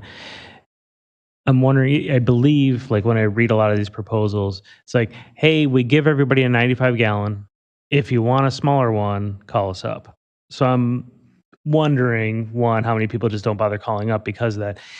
Two, is with the lifter on the truck, does that weigh things, or is that just With the what on the truck? the lifter that's throwing everything? It does not weigh. Doesn't no. weigh. You guys should No, invest in that technology so we you weigh- actually know how much people are throwing out, because I we've- guarantee you it's less, because I have a friend that has a 94. I think he's got the 95 gallon. He never fills it up, but he throws it out every week because he's paying for it every week. So it's those things. And again, it goes down to the fact that so many of our residents that I've seen in emails countlessly are just not throwing out every week. And I know that there's communities out there that have different colored bins for different collection and stuff like that. And it's the stuff that doesn't show up in an RFP. And now you all get to hear that this just doesn't work for our residents. And it's higher. I mean, it's just not nice to see, I guess. Right? It's the socially responsible thing to do, and is to create opportunities for people that don't have the means. And then, yes, I know you guys need to make a profit. I mean, you have owners or shareholders, depending on the company, that you're in business for profit, and I get that. But there's ways. Again, nobody wants to put out a proposal for us to charge for recycling, but I think that is an environmentally conscious thing to do, because it gets people to not do bad things with their recycling. Realize that a pizza box isn't recyclable, and they're got to pay for it, whether it goes in that bin or that bin. So I might as well put it in the right bin. So to your one of your initial points about cart size, obviously that varies by community, but moreover, I mean, in terms of there being a default size, I mean, we're open to that conversation. In my mind, that doesn't necessarily need to be a 95. In fact, in Batavia, it probably makes sense if it wasn't the default. So really, in terms of, if we were to get the award, that's very dependent on the conversation we have with city and city staff, because at the end of the day, I also have an incentive not to want to deliver carts that I'll have to end up picking back up, switch out for a different size. So typically how we do that is, there's a forum, we'll have the size carts at Village Hall or somewhere readily available where people can kind of see the difference in sizes. We have a forum with which they can make those requests up front. There's a grace period with which they could switch those. But the idea is, at least from an operational standpoint, I'd prefer them to grab the size that they're going to stick with from the beginning. So if that's a 35, if that's a 65, all of those conversations are on the table as far as I'm concerned. And in terms of the weight of the automated, we've actually tested that in our testing, that just not quite happy with the reliability of that. Also, in that same vein, we, within our company, have a handful of electric trucks currently. We're working with the manufacturer to tweak that and make that better with the demands of the routes within these service areas. They're very demanding, they're very long. And so we're getting there, but compressed natural gas is still the one that works best for us.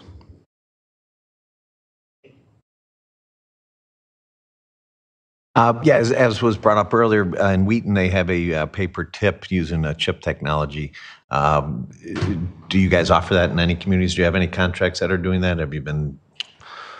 We have no contracts that utilize RFID chips. No. It's another technology we've looked into and tested, and don't feel it currently as it is. It's quite where it needs to be to implement it with 80 plus communities within the service area.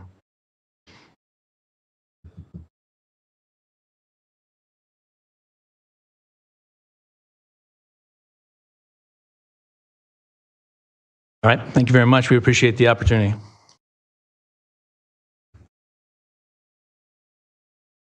We have representatives from Waste Management this evening.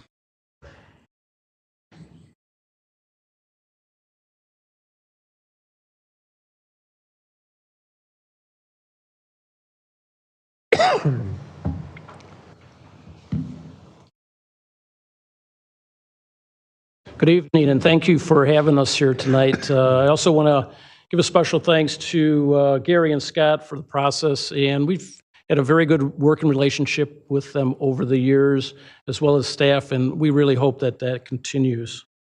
The City of Batavia and Waste Management have a long history together, not only as the city's hauler, but also as a local business. We truly are a local business located over on Hubbard.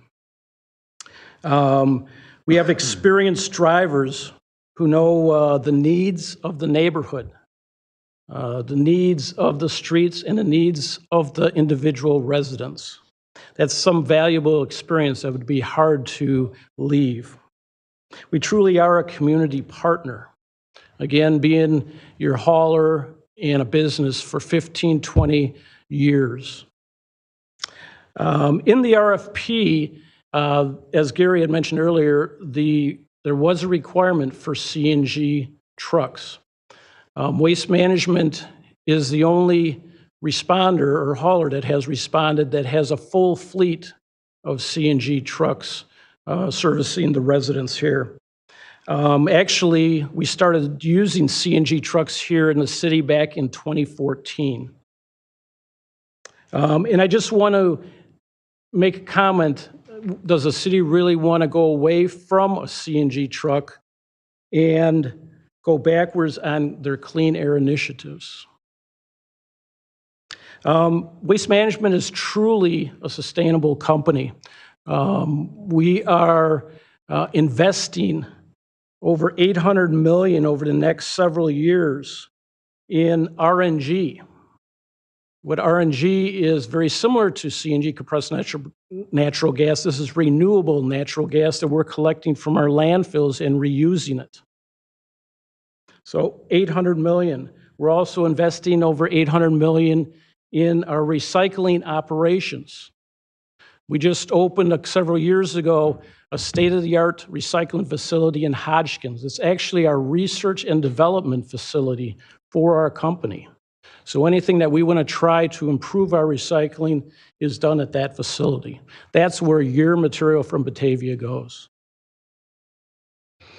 In our proposal, one of the things I wanted to point out is that we included one bulk item per week for each home, free, no sticker.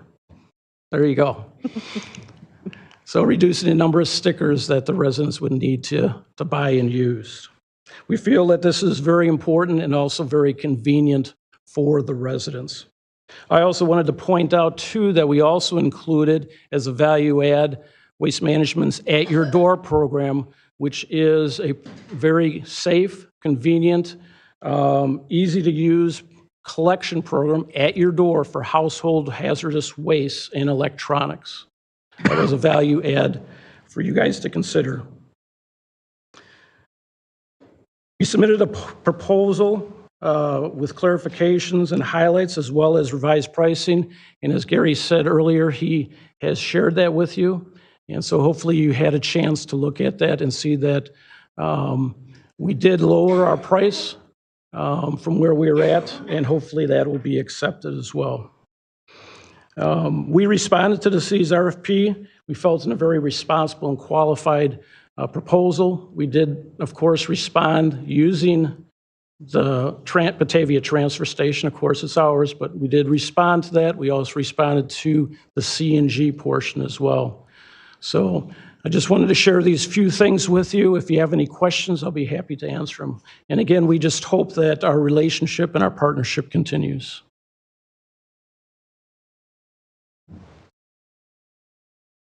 I'll start the same questions, just so you can say out loud for everybody online, what's the lowest price for the seniors and the lowest price for your 35? Sure.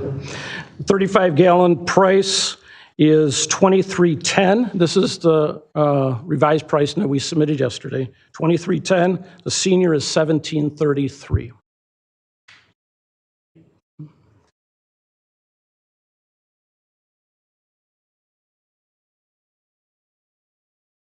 give you the same opportunity to respond to my question to the other ones, is the inequitable breakdown in price per gallon and how to justify it to the residents who are currently paying, oh gosh, I'm just blanking on what our stickers cost. What do our stickers cost?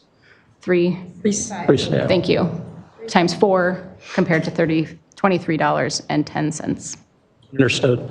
Very good question. And as I'm sure you would like a different answer from what the previous two haulers shared with you, my answer is going to be the same. I think as Josh mentioned earlier, it's the fixed costs that we have when we build our pro formas for a particular municipal contract. There are certain fixed costs that we have to include and use, and we're driving by each house, and that's how we price it out that way. And that same bottom line could be achieved with a different pricing structure? Or no? Are those kind of fixed? The fixed costs are typically the same on various programs, whatever program, yeah. But we could reallocate the dollars that get you to your bottom line and make it more equitable across the price per gallon, or no? That's something I'd have to look at, to be honest with you. I really can't address that at this point.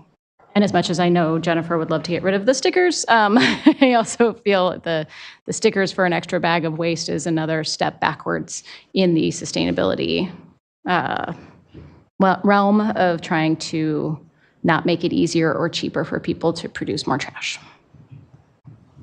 And again, that one free bulk item, per week is definitely help in that area.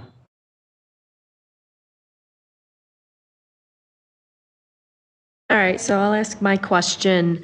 How many days would your service be in the community and how many trucks on a daily basis? We continue to do the 3 days, Wednesday, Thursday, Friday.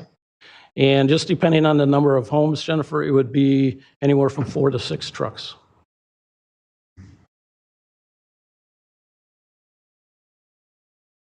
And how about incentivizing the retailers to sell the stickers? As you know, I was up here last year talking to you about sticker sales. I think I'm in the liquor store.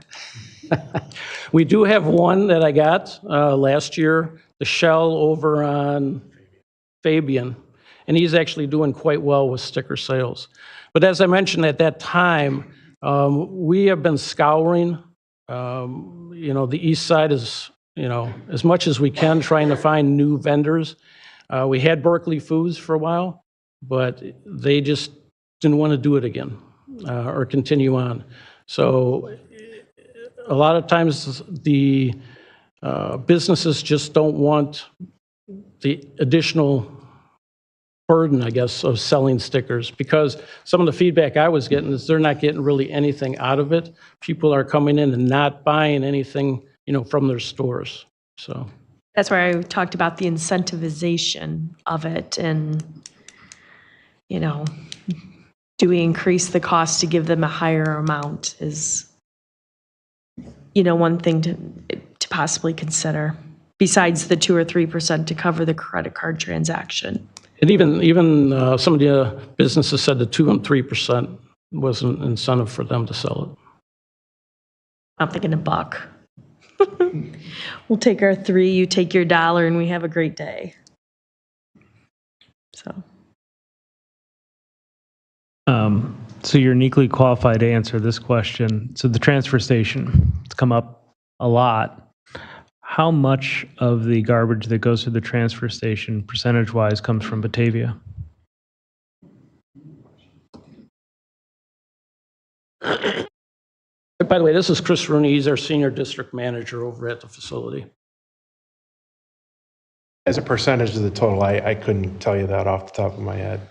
It's just, we receive a lot of garbage that is not directly related to the municipal contract here. Also take a lot of commercial waste and industrial waste at the facility. So no real good. Do you know how many communities, how many are using? I mean, it's a big concern because I know it is a revenue generator for Batavia. I'm just trying to understand the impact of not using it. And if you guys have a lot of garbage going through there, my guess is that it's like, oh, you're not going to abandon it because it's hard to get one of those in a community to begin with. So I'm just trying to really understand what that impact is when we said everybody needs to use it, but that doesn't mean anything if 5% of the garbage is what's processed through there. I'll jump in. We are under a contractual obligation to use it. So we have, per the host agreement, we are contractually obligated to have our waste go through there. There's no choice. Thou shall.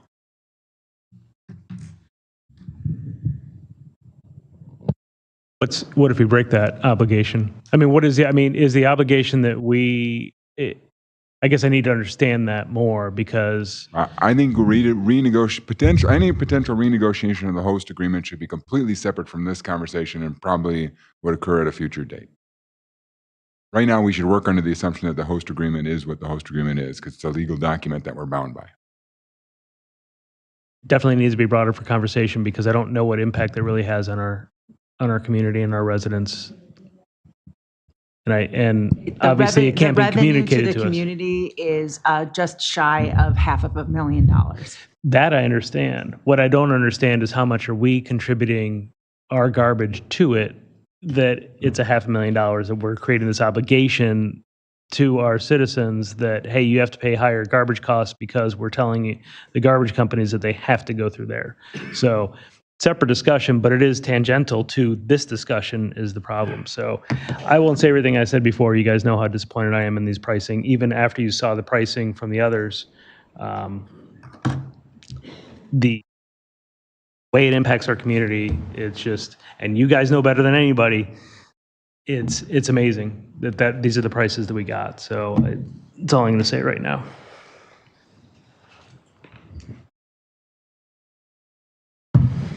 The same question I asked last time. Wheaton has a paper tip with the chip technology. Is that something that you do with any contracts, any other contracts? Is that an option? We do not have any contracts in the area using the RFID. We've looked at it as well. And our assessment, at least at this point, similar to what Josh from Groot had said, is we feel that the technology is still not there because when you use this program, the reliability of the technology as well as data management.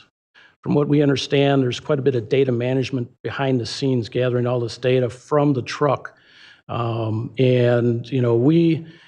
in fact, went out to visit probably one of the first communities that started with RFID, and that's Grand Rapids, Michigan. And they're questioning whether to continue using it just because of all the struggles they're having. So.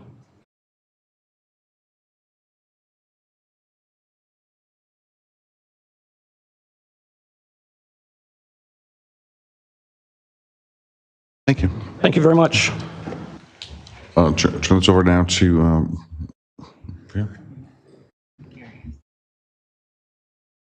I just want to circle back on one item that's come up several times, and I think it's important for everyone to understand. In the correspondence that city staff sent to each vendor, we included very similar language in each correspondence, which said something along the lines of, if you are chosen by city council, staff will work with you to come up with language to address this specific item. And there were various contractual items. But I tell you that because whoever we select, and Vaughn just mentioned this, is going to have to be a partnership with the city and the vendor. We're going to be 5 years together into this, or 10 years together, or 15 years together in this. It's going to have to be a partnership. So back to Alderman Beck's and yours points regarding, they're stated that they don't like these numbers. I hear that. I think ultimately it would come to 14 council members to make a decision. But if we can now focus on the numbers before us, that way we're comparing apples to apples to apples, select a vendor, we get to the point then where we have a vendor, then if council desires to circle back with that vendor under the umbrella of our partnership with that vendor, we can certainly do that. And then there's nothing that prevents us from doing that. Again, it'd be a partnership and both sides would have to agree to whatever we come to. But today we need to just we need to use some criteria to make a decision to move forward. And this is the criteria we have, so. To your point, if I could talk to myself from 5 years ago, I would have told myself that there is probably wiggle room in these numbers based on the amount of lobbying that happened after the council adjourned. I appreciate the proposals that were provided tonight. I'm just curious, if it came down to it and we had to ask, are there any of the three vendors that would absolutely step out of the running if we asked for a flat 15% off by sharpening your pencils? Does that exclude all of them? Do you believe that? Because if that's the case, we could take another week to negotiate. I can't answer that question. I have no idea what their numbers are. I know that you can't, but the amount of lobbying I've received in a very short amount of time, and the same kind of lobbying I received in a very short amount of time 5 years ago, that's the mistake I made. I wrote that on my calendar when it was time to renegotiate these. I believe if it came down to pencil sharpening, we would be astonished by how affordable we can make this for the neighbors who are yelling at us the most right now. I just won my seat uncontested in this last election. I'm pretty sure that the neighbors, they probably won't remember, but they will remember how much they had to pay, and they will think that we didn't do our very best. So I'm just curious, is it possible to ask them at some point here?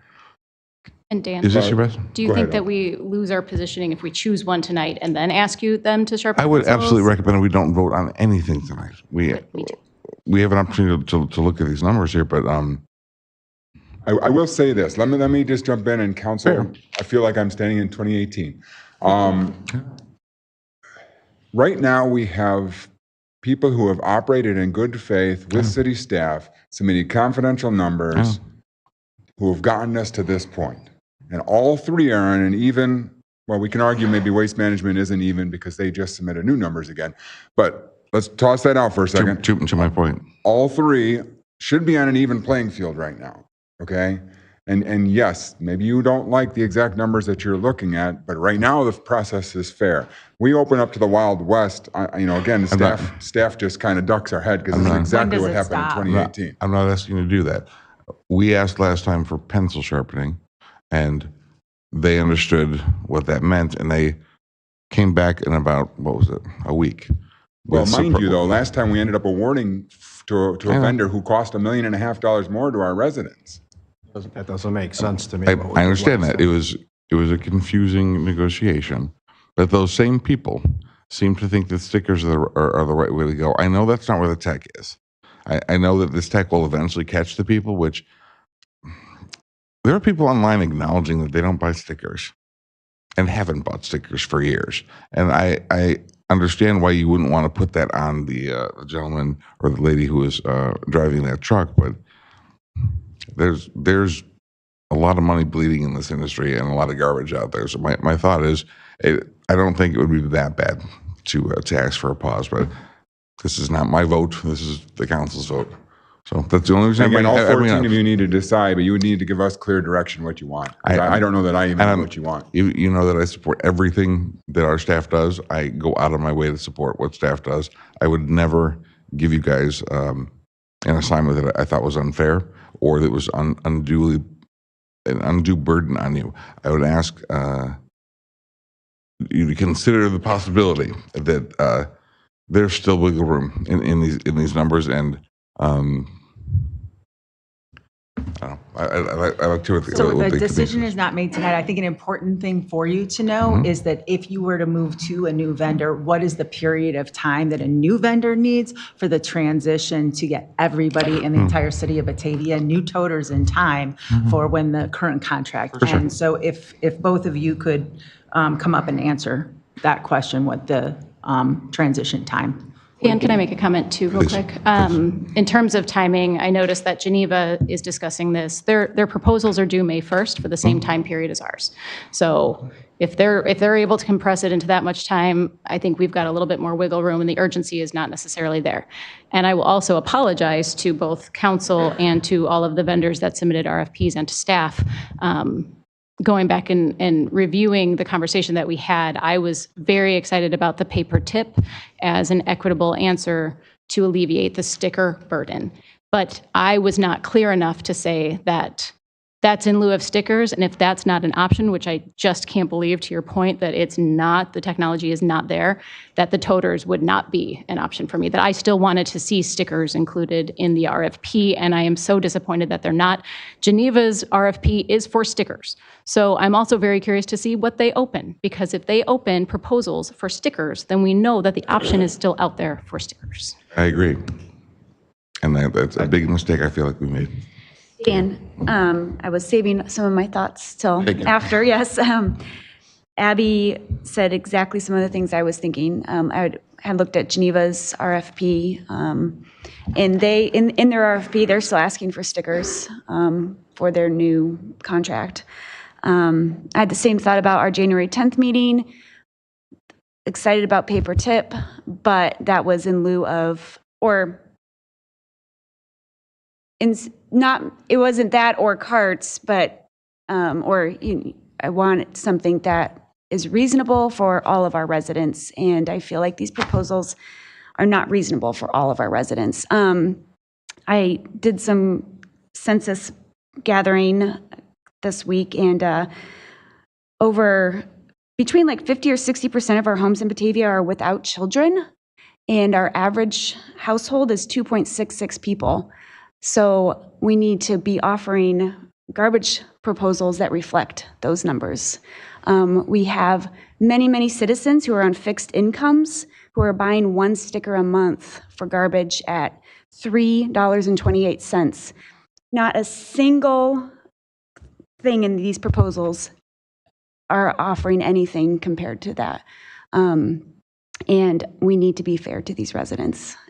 So I don't know what that looks like. I don't know if we choose a company tonight that we can come back and work out those details. I cannot in good faith vote on one of these companies tonight unless I know that we have that discussion opportunity with the three companies. Let me just make sure it's all my thoughts out. I don't want to feel rushed into these decisions. This is a 5-year contract. I don't like, if this is what it takes, then we need to start these conversations 2 months earlier and not feel rushed in the last minute to all of a sudden like, oh my gosh, we just got to do this. This is a 5-year contract and it's important. So if we need to have another discussion or, come back on May 1st or April 25th and bring this up again, I would rather do that than feel rushed tonight. I absolutely agree with that. From our January 10th discussion, paper tip was okay, then that could handle going away from the stickers if we had something like that. But the reality is this is a huge increase for many people on fixed incomes, and we've been hearing from them. There's this idea that we're going to switch to toters, and yes, it only costs you $1 more to get twice the amount, or 5% more to have twice the volume of garbage. That doesn't add up. That doesn't equate to the kind of system where we have now, which incentivizes less use. I could handle a toter system if it was a true equitable system, where those on a fixed income, those with are paying. I understand there's inflation. Maybe if they're paying 5-7% more than what they're paying now under the stickers, and those people that are producing mass volumes, but they don't want to do that because that would incentivize people to reduce what they do and reduce the value of the contract for the companies. That was there is fixed costs. I understand that, and so it doesn't have to be a direct correlation, but the cost of the diminishing returns on that are significant. That they don't want them to be too far apart. The reality is, if I'm producing X amount of garbage and someone else is producing 3 times the amount of that, they shouldn't just be paying 10% more. They should be paying significantly more than that. So it brings that cost down, and we have a more equitable system that we had under stickers. So what you're saying is we shouldn't have had an RFP with option 1 and option 2 in it. We should have had exclusively an option 3 program and also an alternative line for a sticker program. I guess- But that's not the direction that staff was given on. Yeah, January 10th. I guess maybe there was some confusion there because like Abby said, that, we heard you about stickers being, not wanting to be continued, but there was an alternative to that. And so we said, yeah, let's hear it all. In hindsight, maybe we should have just said, and we're only interested in paper tip. Yeah, Yet we've received 0 proposals for it. Well, yeah, because they're gonna make I would more say money we with didn't these. we didn't get Yeah. those proposals because it's more lucrative to bid on option 1. Why? And then when we came back and, will you continue that? Well, no, we're not going to continue that because we got a proposal. We're going to see a huge windfall from it if Waste Management were to get this. And looking at those prices from what most houses are going to see a huge increase, well above inflation, on their cost of disposal. But they're not going to provide a bid that's going to go against something that they bid that's extremely lucrative. It's a huge windfall. So that's my take, and I can't support any of these. I think we need to, at very least, see what Geneva comes in at. And Yeah, I remember the conversation 5 years ago, because I did not vote with the majority. And one of the reasons was that toter program was affordable. And one of the reasons that the toter program should be more affordable to the haulers is the fact that I can only imagine that your liability insurance goes down dramatically if you don't have to have somebody getting in and out of a truck and lifting up an unknown weight at 70% of the households in Batavia. It would have to go down. I mean, that's economics right there. So that program that was offered to us 5 years ago that I voted for met that criteria, that it would be, even if it was 10% higher for me to buy a toter than the stickers, it's a convenience factor that I'd probably be willing to pay.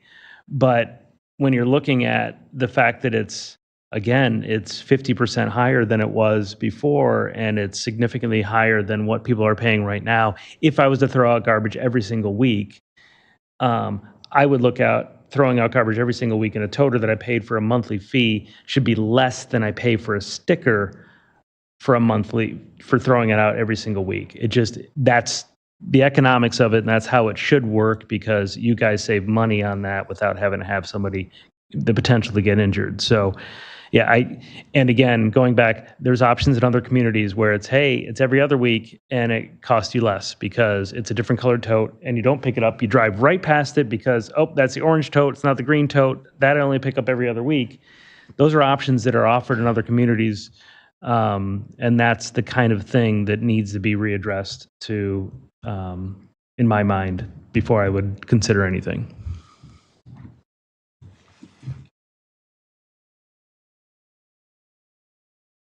I didn't think we had the votes tonight either. Well, and Dan, to your point, I mean, we weren't. I don't think you were asking Gary, but we're looking at the three in the audience saying, "Are you going to come back or are you not?" Yeah, that's all I was asking. Yeah, and if the answer is no, we're not going to come back. That's our best and final. Then we're screwed because we have to pick up garbage for our. I know that we do, residents. and with this injury, I'm not doing my own garbage. I can't do that. That's not happening. And I'm certainly not taking it to Geneva to put in the Geneva dumpster. I can't do that either. So I do. Are we done for right now? We can do. Okay. I guess we'll turn to the sign-up sheet. We have Jack Curry signed up first. I have no idea what the direction is from City Council at this point. No, I don't either. We'll have to wait until after the public comment. Thank you. My name's Jack Curry.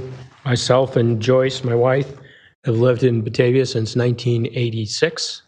So we know full well how the trash program has worked over the years. As empty nesters, we spend roughly $80 a year on stickers. Every other week, we put out a 55-gallon bag.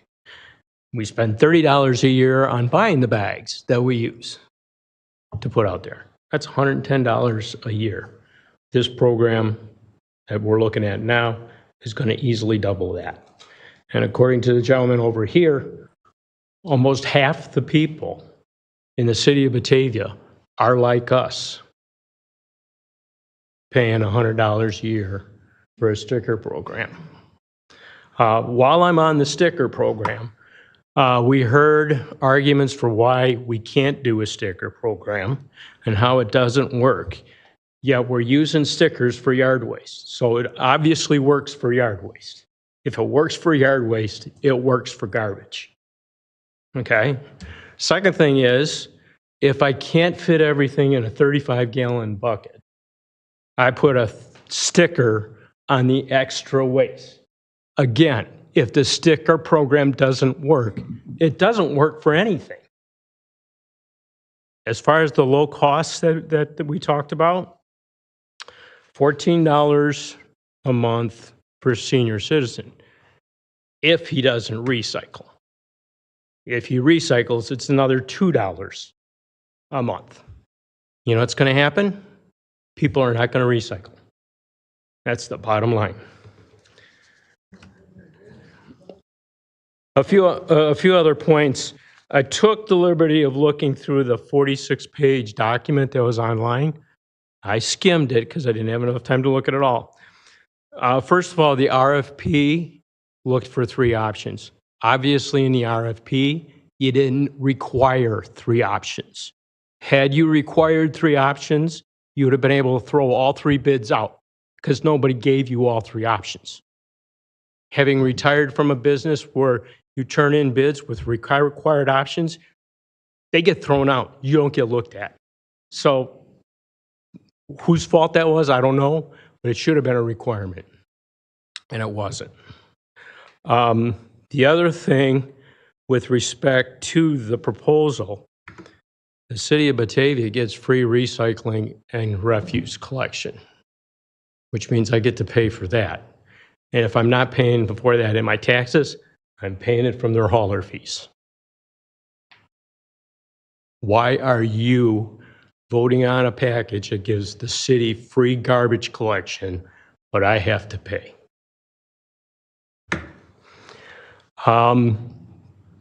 The proposals have a senior discount for a 35-gallon. Like I said, my wife and I put out a 55-gallon bag. I don't know that we can get everything in on a given week in a 35-gallon bag. So I don't know that the 35-gallon program even fits for me for a senior discount. Why aren't we being offered a senior discount for the 65-gallon? There should be a senior discount for all of them. The bottom line.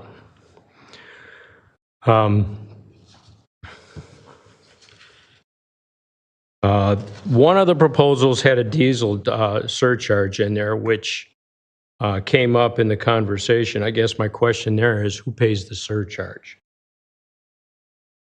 Because if there's going to be a surcharge, are we going to have our stickers raised, or our monthly collection raised? We shouldn't. They should be eating that cost.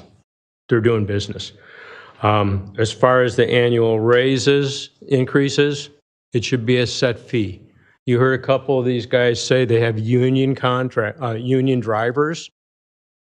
Their contracts right now for their drivers probably go out 3 or 4 years. They know what those costs are. It should be a fixed annual increase. It should not be variable. Let's see what else. I think that was the main points I wanted to make. I would like to commend those people on the city council here who voiced their displeasure with the proposals. And I'd also agree with those that said, don't accept any of them. Make them rebid. They want the business, they'll rebid it. Thank you. Next up was Terry.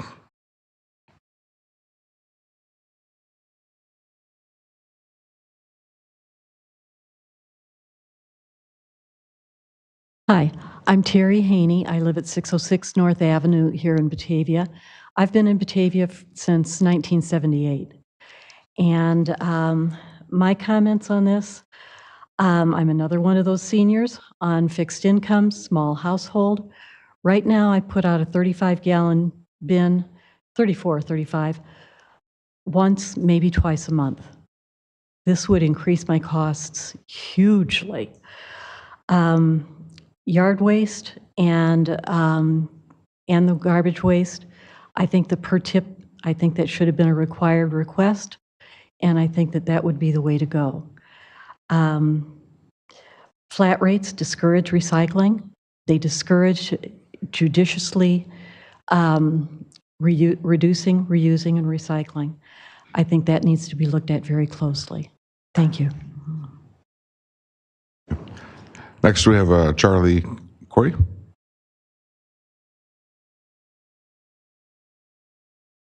Good evening. My name is Charlie Corey. I live at 1311 Town Avenue. I have a question for Gary, I believe. Gary, in this write-up that you had for Solid Waste Service Program, you write, or it was written, following BEC's recommendations, the city's request for proposal required yard waste collection to include food scraps in the yard waste bags. Define food scraps. BEC may be able to better define this than I can, but I think it's things that are biodegradable so they can be composted. So it's things garbage. like lettuce, It's garbage. Compost. It's compost. Yeah. Right? It's not garbage is a plastic container that won't biodegrade. Food scraps is lettuce that will biodegrade. That's the differentiation. Eggshells, meat fat, Yeah, things like that. things like that, right? That can go in a yard waste bag. Is that part of the deal? Yeah, it's in our current contract and it's part Okay. of the future contract. That's correct. I did some canvassing of my neighbors in my neighborhood. Most of the people I talked to were either retired singles or retired seniors couples with very, very little garbage. And to this gentleman's point over here, why don't we consolidate together, put our garbage in one bin?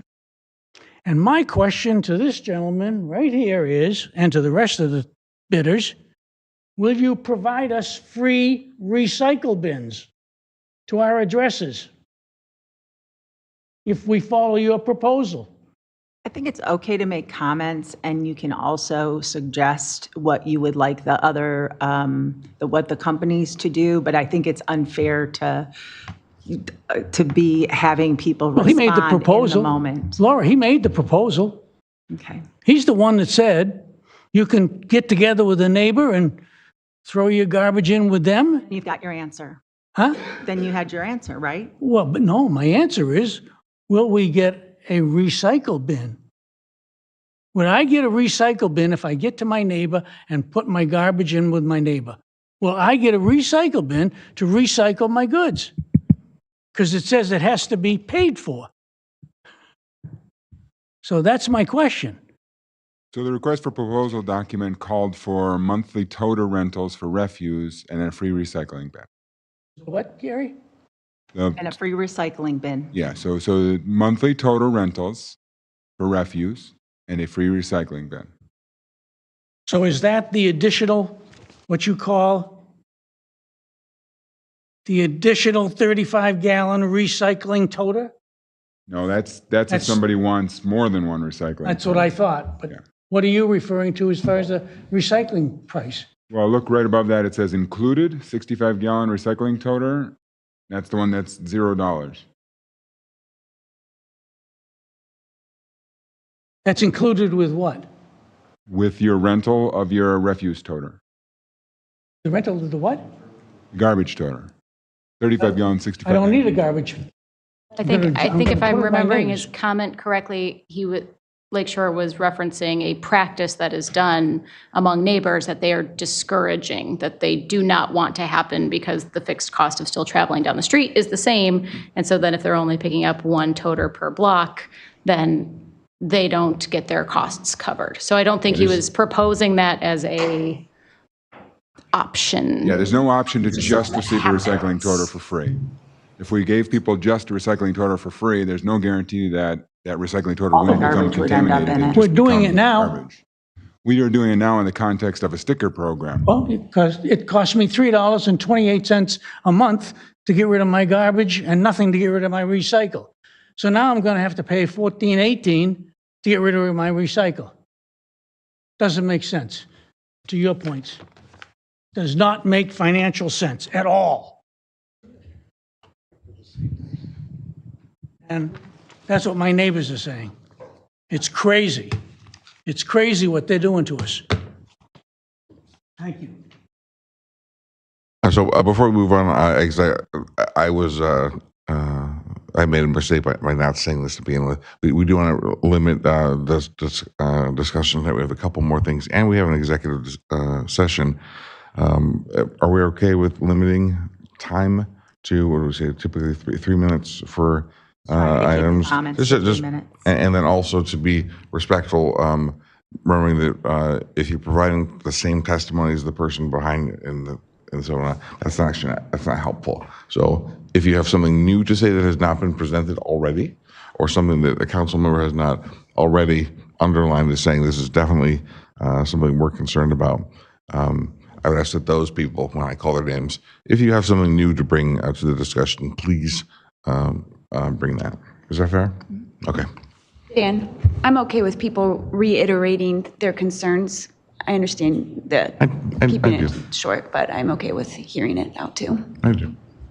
The only reason I say it is I got 150 of those emails this week, and 9 of those phone calls on my way here. So. Yes, I also have received many, but it's good for us to hear the continued concern and for the bidders to hear them too. Okay. They did not receive the emails. We could forward them if you want. Yes. Okay, so next we have, that was, is it Robin Lang?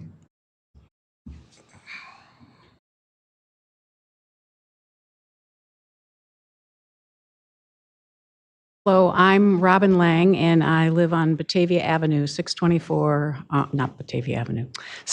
Cleveland Avenue in Batavia. And I'm happy that I came because I'm glad that I heard all of this. And I would just maybe suggest that the equality of the price per gallon, why don't we just have one small can, and if you need more than one, you just pay for another one. And that way, it would all be even. That's just a suggestion. And I think the environmental aspect of this is also equally important to the cost of not encouraging people to throw away more or set it out every week just because they need to. Because if the truck goes past and doesn't have to stop, it saves money too. So, thank you. Next, is it Bell? Bill Kennedy? Well, that's you. Where is he? And that's Vaughn now. Bob McQuillan.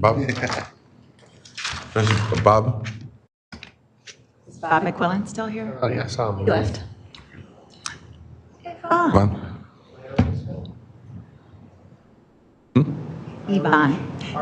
Yvonne. Sounded like Vaughn. My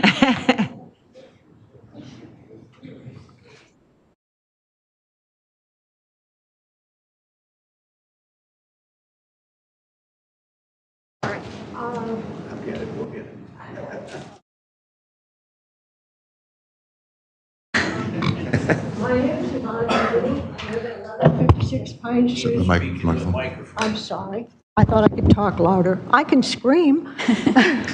Anyway, my name's Yvonne Dinwiddie. I live at 1156 Pine Street in Batavia, and most of you know me because we've attended more city council meetings than I can count. And in the last 5 or 6 years, we haven't attended so many. I'd also like to remind you all that I was on the Waste Transfer Station Committee when you wanted to put the waste transfer station in Batavia. And at that time, one of the reasons that we let it come in was because we were told that we would get free recycling. The entire time, we were going to get free recycling. So it appears to me that after a few number of years, those promises go out the window and the citizens pay for it. One of the things I haven't heard tonight, and it really ticks me off, all of these waste people get paid for the materials that we recycle. I reduce, reuse, recycle, repurpose, repair, and maintain. I recycle more than Batavia even allows us to recycle because I take it to a recycling center and I get paid for it. Why should we be paying them to make money off our recycling? I don't mind if they want to pick it up for free, but they don't recycle styrofoam. They don't recycle half the stuff that I recycle. So, their proposals are garbage. I'm sorry. I had questions about the RFP, but I'm not going to repeat them because they've already been gone over. You guys didn't ask for stickers. We need to keep stickers. This whole process is fishy. It smells to high heaven. Many years ago, maybe 30 plus years, there was a young alderman in Batavia. I don't recall his name right now. Anyway, he was a lawyer, and he was an alderman, and there was equipment that the council was at the time putting out for bid. That young lawyer told one of the reporters in the press who interviewed him that the council always wrote the request for bids with a specific company in mind, the bid winner. He said the bid requests were always written very specific so that only the company that would have the required equipment would win the bid. He actually stated that the bids were essentially rigged to achieve the desired result. Gary almost admitted that tonight because he said the only company that uses the gas trucks is Waste Management. Only one who bid And he said it was required. It's not the only company that uses gas. Well, Just but to he be said, clear, but there are that other was a companies. requirement in the Just to be bid. clear, earlier in the meeting, I also said that was the one company I wasn't going to recommend. Right. So Well, just to be clear. Yeah. When I read the newspaper articles in the garbage contract, I was instantly reminded of the former alderman's assertion. Sometimes things are just coincidence, but given the latest goings on in Batavia, I sure can't help wonder if bag fees and environmental proposals and coal plant shutdown threats aren't just a bit more than a coincidence. We already pay higher water, sewage, garbage, and electric fees, and $5 a month for brush pickup without getting 12-month pickup. We only get, 5 months from March, May through September, October, November. Anyway, garbage stickers have been raised almost annually, every year. And when the waste transfer station came in, one of the things that I had told Bill McGrath is we needed to have a contract that went on through the next people. In other words, they couldn't sell. The company that got the contract couldn't sell the contract or couldn't just flip it, is what I'm saying. I can't remember the term that I want to use. I've been sitting here too long listening to all this crap. Anyway, I was talking to an internationally syndicated columnist today and was told that most actions today are taken with little research and understanding of long-term consequences or effect, resulting in fad undertakings and bandwagon politically motivated groupthink with undesirable results. So we're being penalized right now for being environmentally conscious, reducing our garbage, recycling, and doing all the things that we should be doing. And now they want to charge us for you want to charge us for all of that. So, you know, it's ridiculous. We're on a fixed income too. And we don't put out a lot of garbage. I think we might put out a can every other week, if that. And the can is usually less than half full. So it just doesn't make sense. These people might have sharp pencils, but they sure make them dull when it comes to charging us, so that they can make us think that they need to do this. They're making money hand over fist. And all you got to do is look at their ratings and look at their profit things. They're making money hand over fist. They just want to take it away from us, and I'm sick of it. You know, It's a game. Yeah, thank you.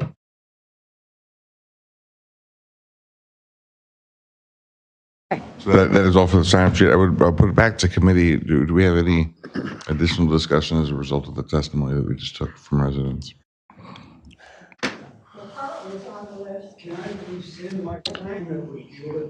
So you had crossed it off and said you were giving it to.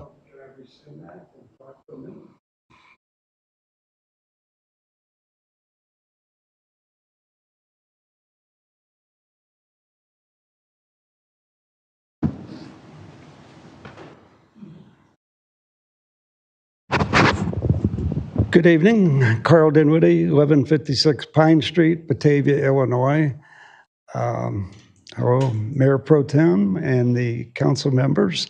I appreciate being here, and you know, whenever I speak, I always compliment the council on how there's different points of view, how you take the time to debate all the issues, present your sides to the story. I think that's, obviously you do too, that's a very positive thing to do, and I appreciate it as a citizen for 37 years now. My quick point is CNBC, I had to close it if the battery was dying. The garbage industry has outperformed the market since 2015. And I'm not sure I like the characterization of the industry like that. But I looked up the numbers of everybody who's bidding, and the profits are somewhere between $700 million a year and $7 billion a year for the last 2 years. So we heard about all these efficiencies, we heard about COVID, we heard about inflation, we heard about everything, and you know, how they're barely in business, and that's not true. And the other thing I learned is my calculator, I can do it in the billions. And the one company that averaged 7 billion over the last 2 years, I divided by 365, and I came up there making 20 million a day. So, and here's the other unusual thing that'll maybe shock Mr. Chanzit. I agree with him. And and also the words sweet to my ear that we're going to renegotiate the contract. I forget exactly what Gary said. We're going to go back to them. And I'll just characterize what I heard from Mr. Chanzit. There's wiggle room there. And there's definitely, with those kind of numbers, there's wiggle room to do better on this contracts. And I encourage you to find where that wiggle room is. And I appreciate the opportunity to speak, and you rescinded my rescinding. Glad I did that. Okay. Thank you. Josh wanted to speak again. From group.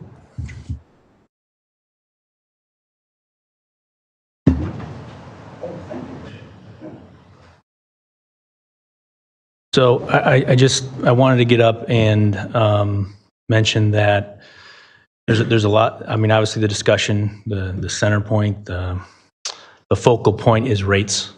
I think the elephant in the room, and I'm just going to say it, even though maybe some may not want me to, is, you know, compared to our original submission, which would be to utilize our own infrastructure, which we've spent millions to develop over the last 4 to 5 decades. Was the reason for that, being able to utilize that infrastructure. So a part of that is not having the ability to do that and use a competitor's facility. So that's why you saw such a big difference between our original submission and the second. The other thing I'll leave you with is, at some point, as a prospective bidder, with a July 1 start, you could effectively end my opportunity to provide a proposal to the city. My team and I have grinded on this for quite some time, ever since we got the RFP. And the closer you get to that start date, the more you neutralize me, and the more leverage goes to your current hauler, who is currently the high. So I'll end with what I started with, and it's just an appeal, an ask that we have an opportunity to negotiate that contract. Since day one, my rates have been low. They went public. My competitors got a little better after seeing it. I think I've shown that we're trying to earn the business of the city.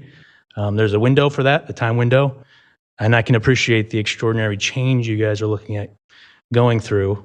I have some ideas. I don't necessarily want to communicate those in front of my competitors. So that's my final appeal. I'd like an opportunity to meet with staff and negotiate a contract to see what that looks like. So those are my 2 cents. Thank you very much.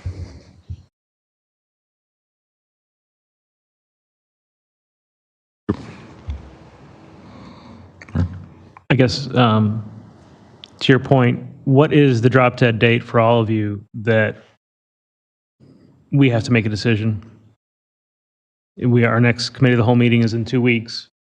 And then we would, if we agreed in 2 weeks on a contract, then we would sign it 1 week after that in city council. So that's 3 weeks from now. I'll be the first one to come up and say, because none of these guys want to be the first one to come up and say this. And for that reason is, especially in a public forum, I mean, the first thing Mr. Groot ever taught me was, don't negotiate too much in front of a public forum in front of your competitors. If I say 60 days, he'll say 59 days. I get where you're going with it. My expectation would all three would come back in 2 weeks and have your best and final. And then, yeah, there's minutia that has to be worked out, but we're talking about, you've heard what we've had to say tonight. I think that if it doesn't exist, then you can tell Gary tonight in an email, I got nothing. So,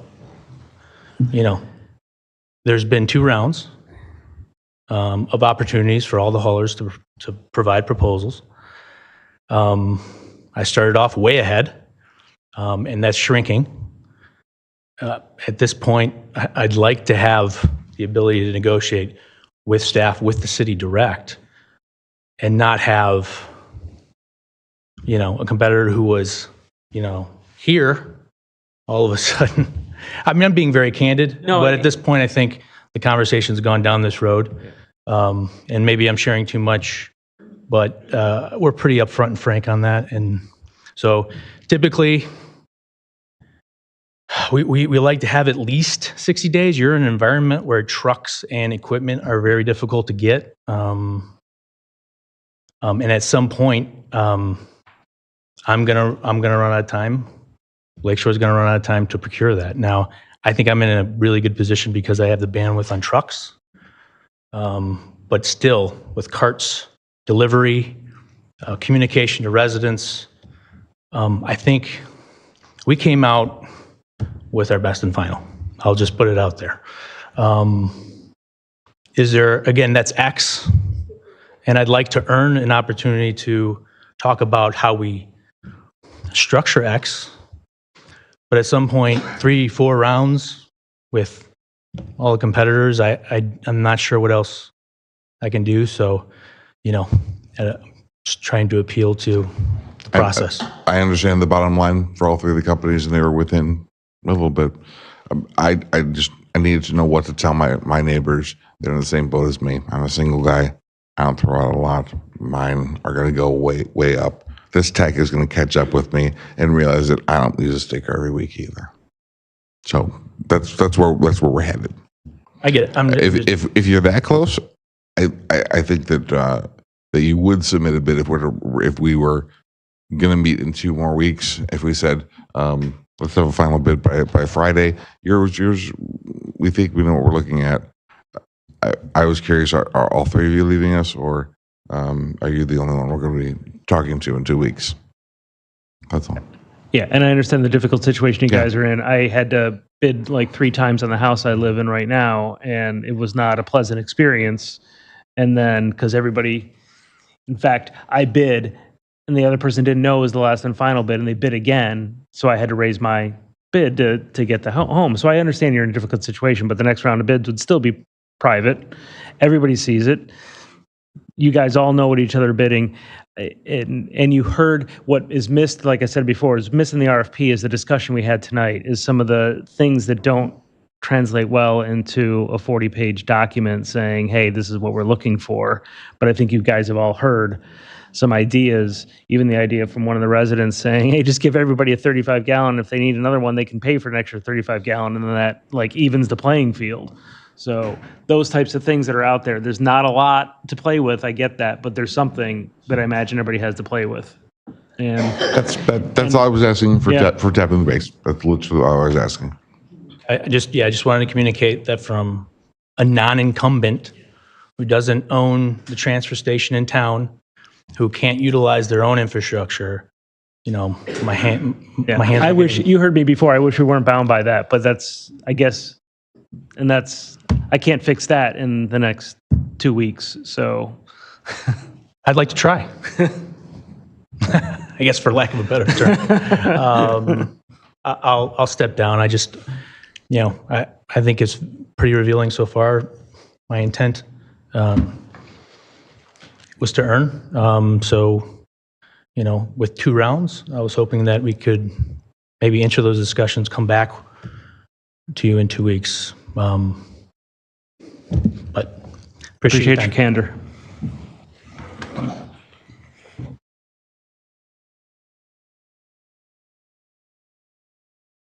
Again, Josh made some good points as far as the timelines on this go. We're not worried about trucks or assets or carts. We've got very good relationships with our partners. I think I even submitted letters from 1 or 2 of our cart and truck companies corroborating that we were able to get this done with a July 1st start date. As you recall, in 2018, when we bidded the Tri-Cities, and we were fortunate to win St. Charles and Geneva, that was on a holiday weekend with less time that we had with this, and we did it very successfully. And I hope that, by the way, you'll call those 2 communities, and above all else, and get their opinion of us. Having said that, like Josh says, I mean, the time does get a little tighter with each passing day. It feels like this is going to possibly be reopened for negotiations. Obviously, that'll be up to committee. If it does, I know you had asked Dan about, are we going to be a willing bidder? You wouldn't be. Pardon? It sounds like you would not be. No, I didn't say it. I again, as Josh said, we want to play it very close to the vest and not reveal anything that we're not obligated to tell the committee right now. When we put our bids together, it's a very intricate process. It comes down to literally the penny. And there are so many moving parts. I feel like we've sort of been vilified tonight. We're not bad guys. Our competitors aren't bad guys. There's a No, but we would be terrible people if we asked people to raise their prices so much on a weekly basis when we know that we could have done better. I'll take responsibility for not physically being here to that meeting and misunderstanding the direction that I was going along with, because it looks like we made it more difficult on the process. We should have been more clear. Senior citizens need a better option. Guys like me that don't really throw anything out need a better option. And I'll apologize. I'll take responsibility for that, for my part that I played. I don't take it uncharitably at all. I think that you are all doing the job that you are elected to do, which is to go to bat and be the best stewards on on the people you represent. So I completely understand that. I would say, I think there's sort of a narrative tonight that, well, you can do better. Why are you so expensive? And everything's more expensive right now, but that's being very simple. We just invested in a $55 million recycling facility in the back of the yards neighborhood, created a lot of jobs in an area that needed it. We just built a brand new recycling facility in Northbrook a year or two ago, which went online recently. Those are tens of millions of dollars. We started one in 2016 on the west side of Chicago, which was $12-13 million, not taking into account the other asset-heavy components of garbage contracts, the cost of the trucks, the electric trucks that we would be willing to use. We do believe in that's sort of one of the waves of the future. So not to belabor it, but those things all take a lot of money. So we're not trying to overly offset that, but it is a very capital intensive industry. We're very beholden to labor, union contracts, cost of disposal, cost of yellow iron, cost of fuel. These are sorts of things that I would just ask you to take into consideration.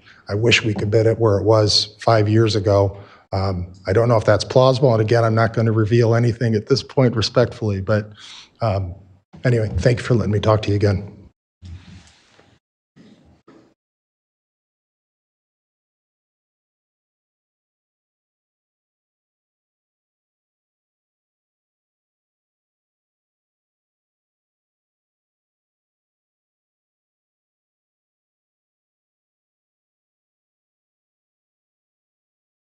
The question is, I'm really not trying to be the bad guy.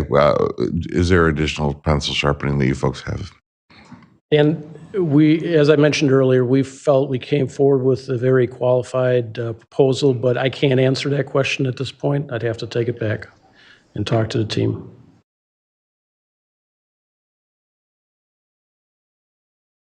Any additional?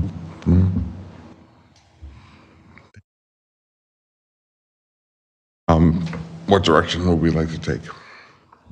So what was direction given prior to this was to eliminate option number 1 and option number 2 and have a bid submitted only on a sticker program or a pay per tip, which these companies said that they don't have at this point. So are you saying that we should go out to bid and look for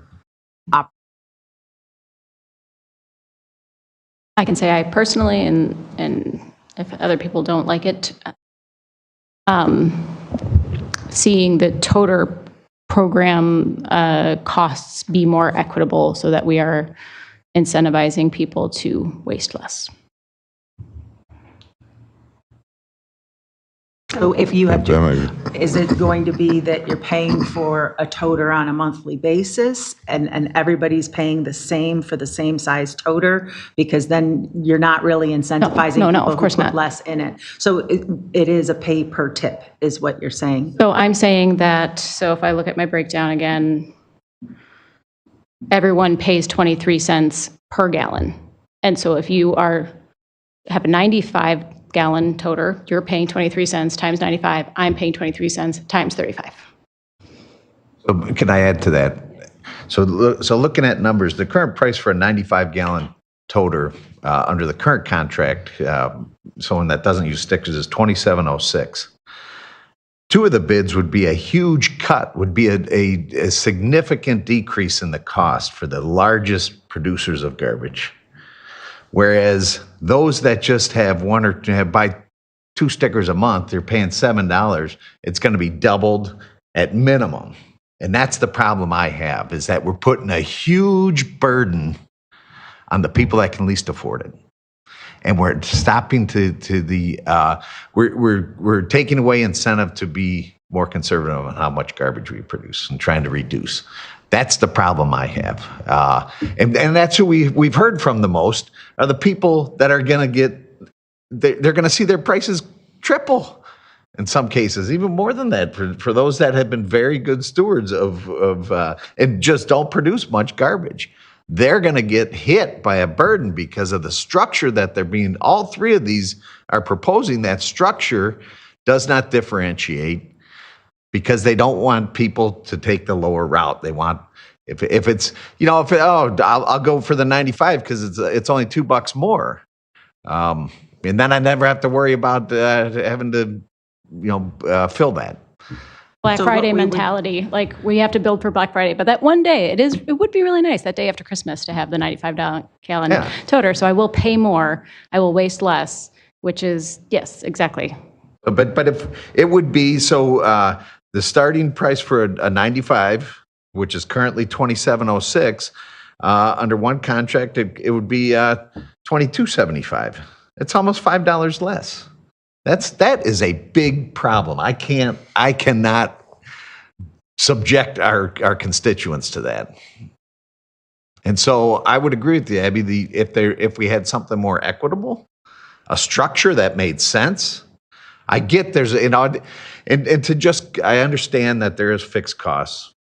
So yes, there can be some deviation from that, but to just put all the burden on, so your cheapest cost is expensive enough to make it very profitable and to be a windfall over what it is for if the current contractor continues it. So I would just say I understand all the concerns, and the fact of the matter is, the people that we have spoken with tonight, they don't do pay for tip. It's not going to be an option. I don't know if I just don't think, I don't know why that's even being talked about anymore. The sticker program doesn't seem to be an option with these people either. So I'd prefer to make sure that, we don't turn into the streets in New York and have garbage everywhere. So we need a contract within 2 months, 3 months.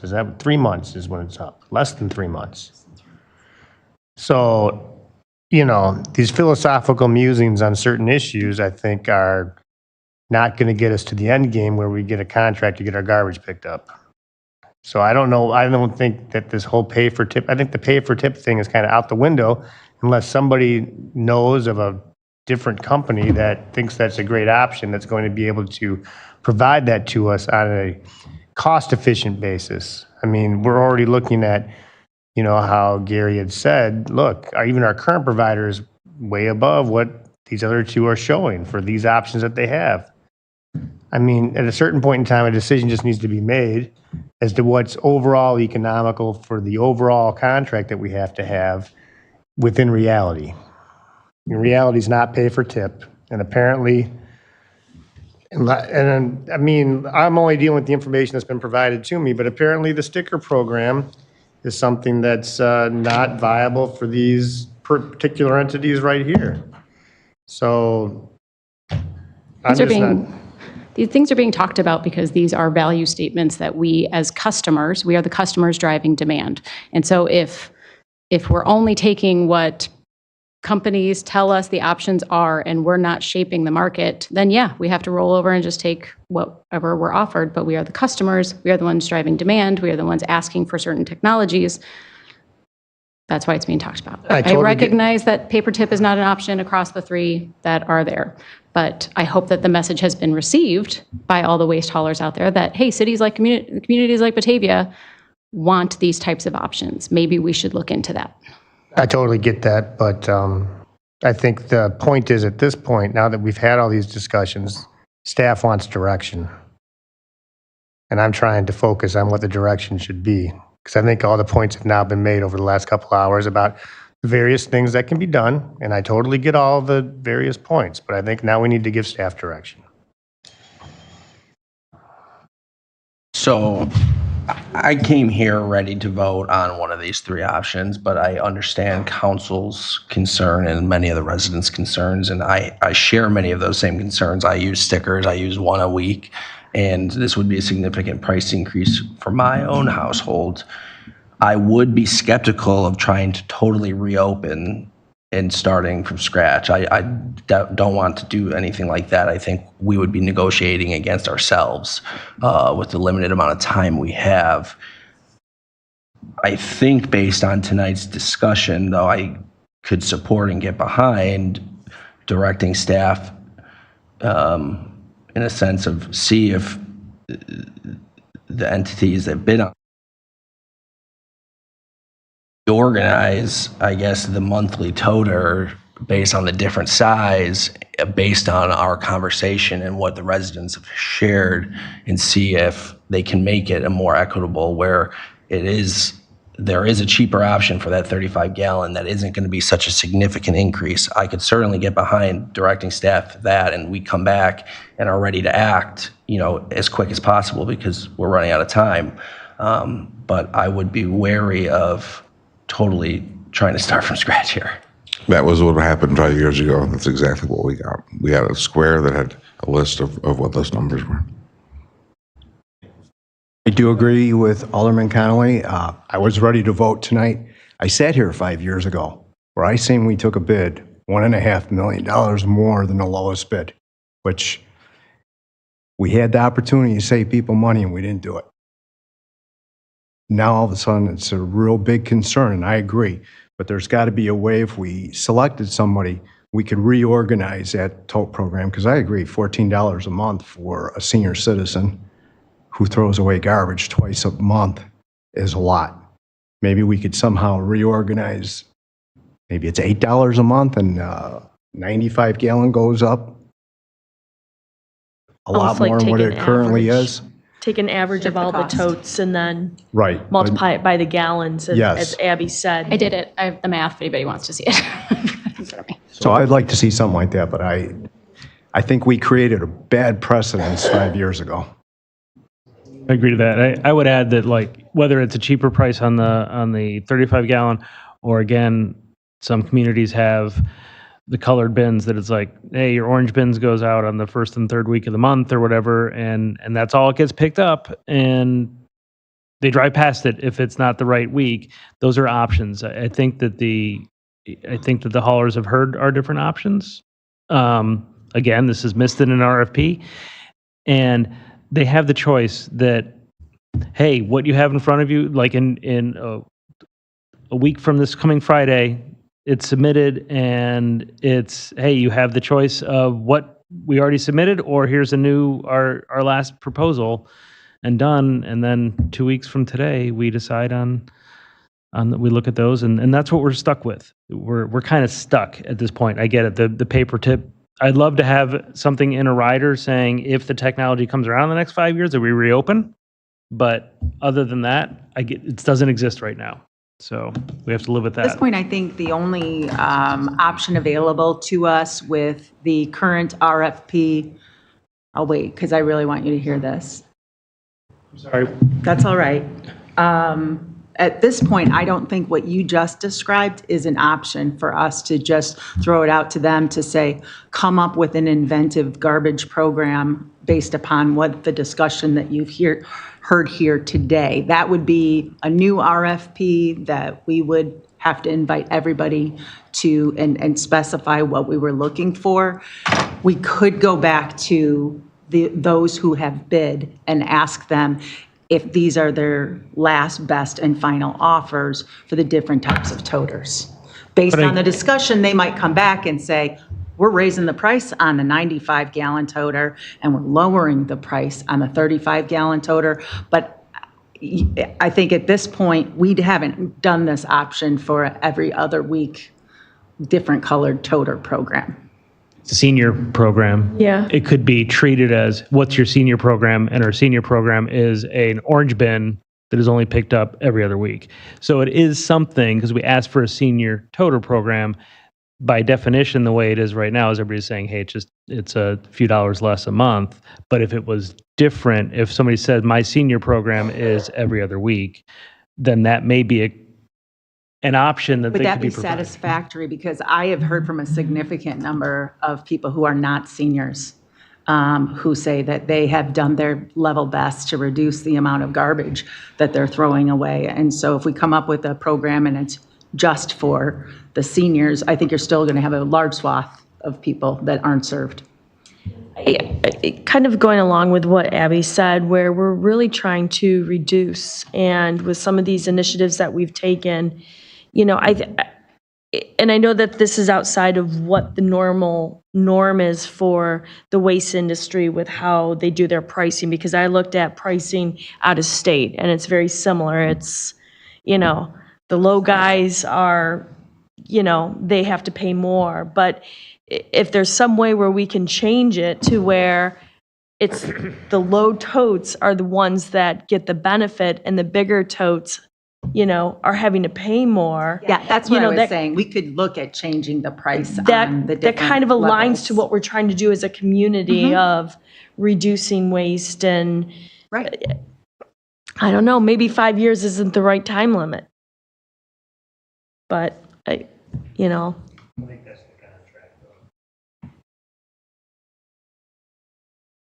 Alan? I guess what I want to interject into this is we had an RFP that we sent out. We received the proposals back, and we need to act on those. If we're not happy with that and we want them to sharpen their pencils or however we want to state it, it needs to stay on the RFP that we sent out. And if they're unwilling to send bids out on parts of the RFP that we had, that's something we have to live with. I'm still not convinced that we don't have a paper tip out there. I'm on the website right now for Wheaton, and that's what they list for their waste hauler, is a paper tip. So to say that that technology is not out there and is not being used, either that website is wrong and it's truly not available, or it's out there and they're telling us it's not. So that's a question I have. Because as I've been sitting here listening to this, I've been playing on the internet on my phone, looking at other sites and looking at what's available out there. And that was pretty easy to find. I don't know if anybody wants to take a stab at answering that. Yeah. Alan, I think Lakeshore Recycling I was is here gonna- can yeah. answer. Already mentioned that. Yeah.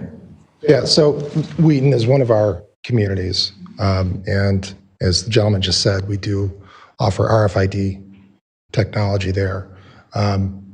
Wheaton is also north of 15,000 homes. And we need that sort of scale in order to make that work, for starters. Also, very respectfully, it doesn't eliminate the problem that we face with pay-as-you-throw, which is, there's no easy way to say this, but Alderman, you said it earlier. You have people that are calling you and telling you in fairly good numbers that they're not buying stickers. They're just putting garbage out. So with due respect to you all, you want this investment in infrastructure in these trucks, we can't have free riders on these programs. I know that sounds horribly callous. It's as honest as I can be. The other thing is, one of the other common through lines here is that everybody wants to do the right thing environmentally. I will tell you, if people get free, if you stick with the pay-as-you-throw program as you have it now, and people get a free recycling cart, you will continue to mire and languish in very poor recycling rates. It is a default garbage can in very large measure. Do not take my word for it. Go to one of your neighboring communities. I live in Geneva. I take walks every morning at 6 o'clock. On garbage days, I see it firsthand in upper crust communities. People are burying white bags in there. They're burying garbage in there. It's just, sometimes like Josh had said earlier, it's sometimes with very noble intentions, but sometimes it's not. And I'm trying to compel you that is not a way that you're going to make things better in terms of your, it may make you feel warm and fuzzy, and that's very glib and sarcastic. I don't mean it like that, but it is not a recipe to improve your recycling and your environmental footprint. Thank you.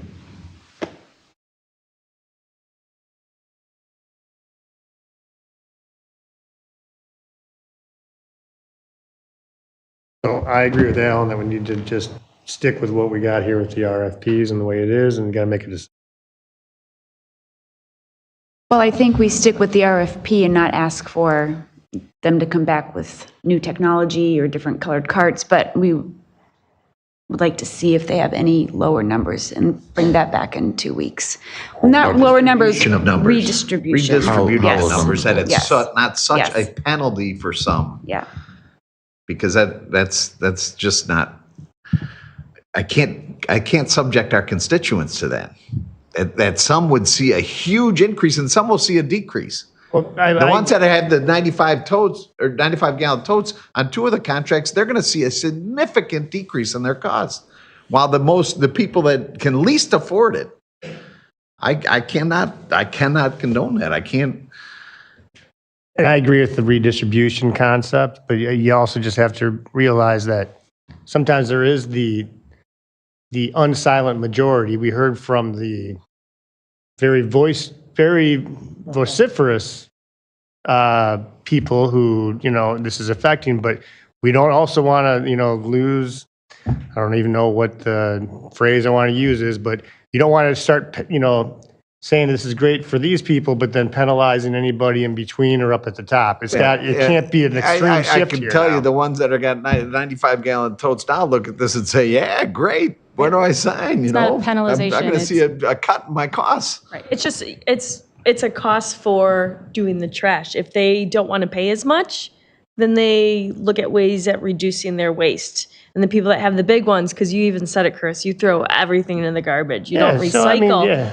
And it may be a way for somebody to go, hey, I don't want to pay for this 95. I want to go down to a 65 and then do more recycling. Then we have to be careful. And that is what we're trying to do. That is the behavior we're trying to change. And maybe if we go back and ask them, maybe take a look at your numbers a little bit. And it may not be a true even of like probably what Abby and I did, because they have to take a look. They have the numbers. We have, 30% that get the 95% cart. They may have to take some of that into consideration. They may lose some of those to a 65. But they can work their numbers and bring something back to maybe something we can swallow. I totally agree with that. It's also just the concept of then you don't want to incentivize people to start doing what the gentleman from Lakeshore just said, and you're just chucking everything in your recycling bin that doesn't fit in your other one because you don't want to pay the extra $5. Gallon toter. That's bad too. That's defeating everything that Alderman Beck is trying to accomplish here. So, I mean, I'm just saying if you redistribute, I don't have any problem with the trying to see what the numbers can be, but you don't want to make it where you're suddenly penalizing people who do throw away stuff, because then you're going to end up with a situation like I said, like the gentleman just said, where all of a sudden the recycling bin becomes your second trash can. I would just say, unless I'm reading the room wrong, I think we have a general consensus that we'd like to see a redistribution of that. I think all these gentlemen are very smart businessmen. They've listened to our conversation, and that's what I would say. Let's ask for that. I'm not necessarily opposed to the X, as you said, but it's the distribution of it that's going to penalize some and benefit some. And that's, I have a problem with $2 off the lower one, put it to the other two. At this point, I think we should establish a date by which that those new proposals should be received, just to make it fair to all three companies. 17th. next 17th. Monday. I've got another big agenda item coming on the 25th that I need to work on as well. So, And so there's no confusion. Whatever they turn in, that's it. Because 5 years ago, I saw 3 sets of squares, I feel like, from one company or something. maybe Alderman, you could say that a second or a third time, because I think it's important. Yeah, it's critical. In fact, I would say it's a disqualifying event if they submit an additional one. The 17th will be the date. They will be published essentially typically on that Friday, because it's not Good Friday. So Right. this time it'll be the 21st. And at that point in time, they'll be made public. I won't do that again. I would like to, if this is your number, this is your number. So that way it's truly fair.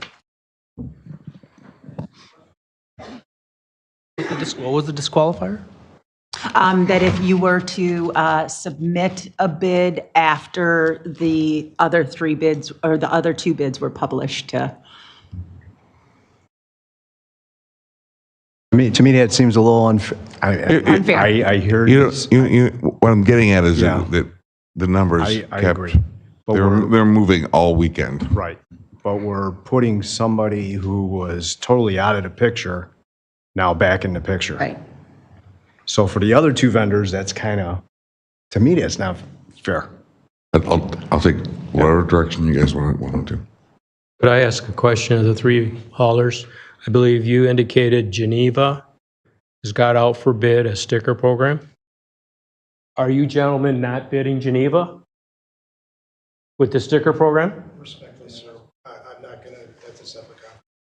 Well, it's a separate conversation, but you're telling these people you won't do a sticker program. It's and okay. There's a job out there for you to bid. He can make I think it's possible for people to understand. Stand there and engage with the vendors.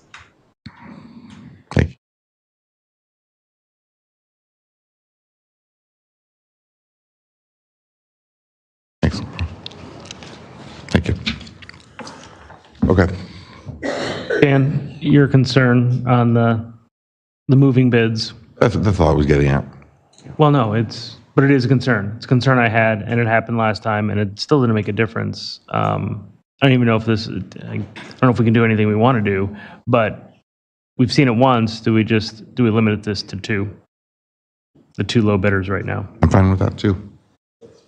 That's what I would do. I would limit it to the two low bidders. Is that a motion? Because they were certainly closest and most compatible with what we wanted. And I would make a motion that we only have this, the proposals rebid by the two current lowest bidders. Got a second? Second. Motion and a second. Do we have any additional discussion?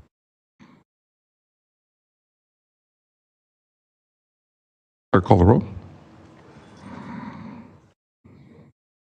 Shore, Aye. Saron, Aye. Miller, Aye.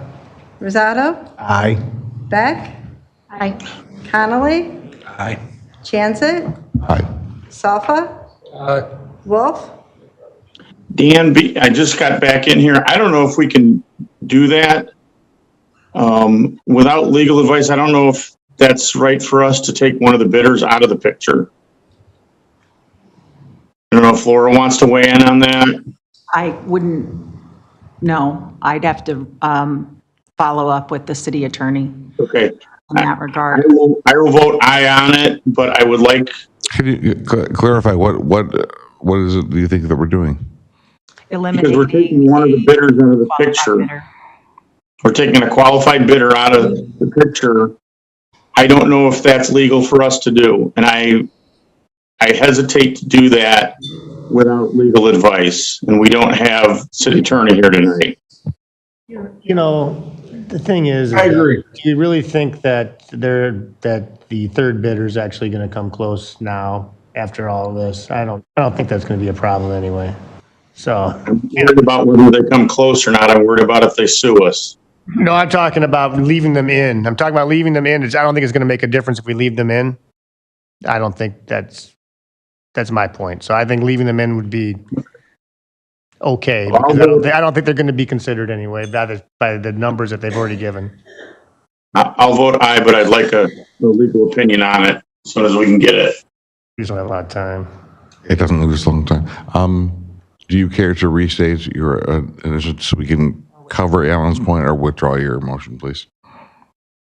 I guess I'll withdraw it, and then I would like to propose that we rebid to these three bidders under the current RFP conditions, based on the discussion tonight. Okay. Do we have a second on that? Motion and a second. Any additional discussion? Clerk, please call the roll. York, Aye. Saron, Aye. Miller, Aye. Rosato, Aye. Beck, Connolly, Aye. Chancet, Salfa, Aye. Wolf, Aye. Barron, Aye. Lehman, Aye. Ayazi, Aye. Malay. Aye. Okay, motion approved.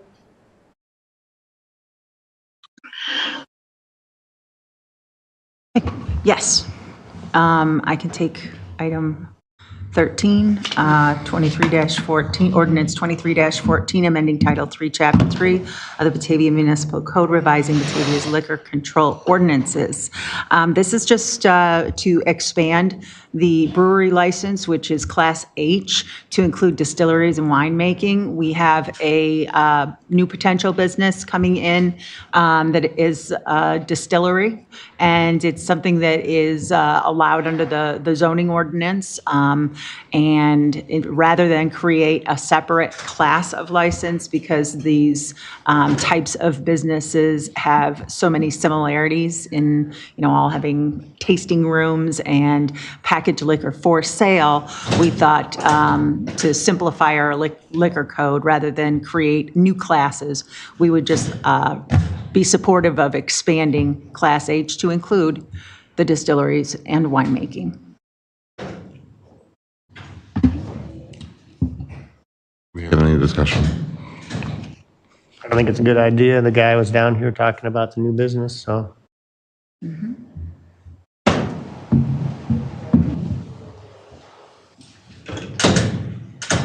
Anyone care to make a motion? Move. Second. Motion and second. Any additional discussion? Clerk, please call the roll. Alpha? Aye. Wolf? Wolf? Aye. Barron? Aye. Lehman? Aye. Biazi? Aye. Malay? Aye. York? Aye. Saron? Aye. Miller? Aye. Rosado? Aye. Beck? Aye. Connolly? Aye. Chanzit? Aye. Motion carried, 13-0. I would move on to project status. Yes. Lori in the Communications Department is working on the reusable bag campaign to be launched on Earth Day. Work continues on Phase 2 of the Government Center remodeling project. Drywall has been installed in the new offices on the second floor. Framing and mechanical rough-ins are finishing up on the first floor, and the project completion date is estimated to be June 1st. Due to the weather last Wednesday, the meeting on North River Street with business and property owners was rescheduled to this morning, and we had a really large group of both staff from many different departments as well as business and building owners to talk about what construction will look like, the timing, and what the configuration of the one-way road will be post-construction. And then we were seeking this group's input on streetscape items that we could accommodate there. And as a follow-up, we're putting together notes of all of that, sending it out to the whole group email for people who weren't able to attend that meeting, and then all of you to let you know about how those discussions went. And then we are also going to create a drawing based upon the input that we received of the trajectory of the road, where the street, I'll call it street furniture, such as the planters and benches and such would be placed, and then also show where we might have opportunities to still have outdoor public tables. In cooperation with the State's Attorney Jamie Mosser and Kane County State's Attorney's Office, Batavia Police Department will be hosting a presentation on elder fraud scams. That's tomorrow at 10 o'clock a.m. to noon at the Homestead at 700 West Fabian Parkway. But residents of other senior living centers are also have been invited to join the seminar. The last thing I was wanting to know is if you have any direction for me on whether you'd like to participate in the bike share. Following last committee of the whole discussion, it was requested to provide the data in terms of ridership and revenue from that. And I have also reached out to Montgomery and Aurora, who have both committed to renewing their contracts. So just wondering what to do yet again for one more year or pass at this point. My opinion is those numbers were so low, and it stinks that there's not contiguous communities in it, and without Geneva in it, without being able to ride to like both train stations or take advantage of, I don't know if anybody would ride out to Geneva Commons, but just things that destinations that people would go to outside of our town. It's extraordinarily limited to say it's Aurora or Montgomery, and it just seems like we're throwing away money, and I can't personally. I think most of the time when people did the rides that they both rented it from our hub and returned it to our hub. So whether they went for a ride on the trail or they went to downtown Geneva for lunch and came back, I think those were the typical types of rides that people would take. Yeah, I think it's different in Chicago where they use it more as like a. From here to there, From here to there and and you drop. leave it, yeah. Yeah. I think it's an attractive part of our downtown, having the bikes right around Depot Pond and right on our bike path. I think, for people who are walking around and they're like, oh my gosh, how fun is this that they have these bikes available? I think it's just it encourages being outdoors, it encourages being active, doing things with family, friends, so I would be in support. Or are there other comments? You would not be?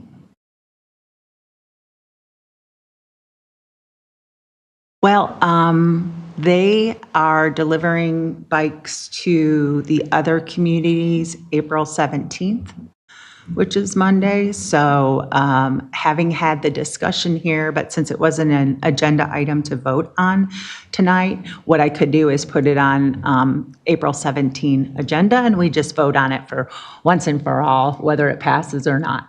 Sound good? All right. So that's the way I'll do it.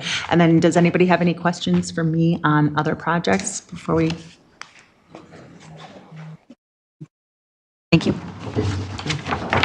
I guess we need a motion to go into executive session to discuss the purchase of real estate. So moved. Second. Second? Motion first. All right, see you in executive session. No,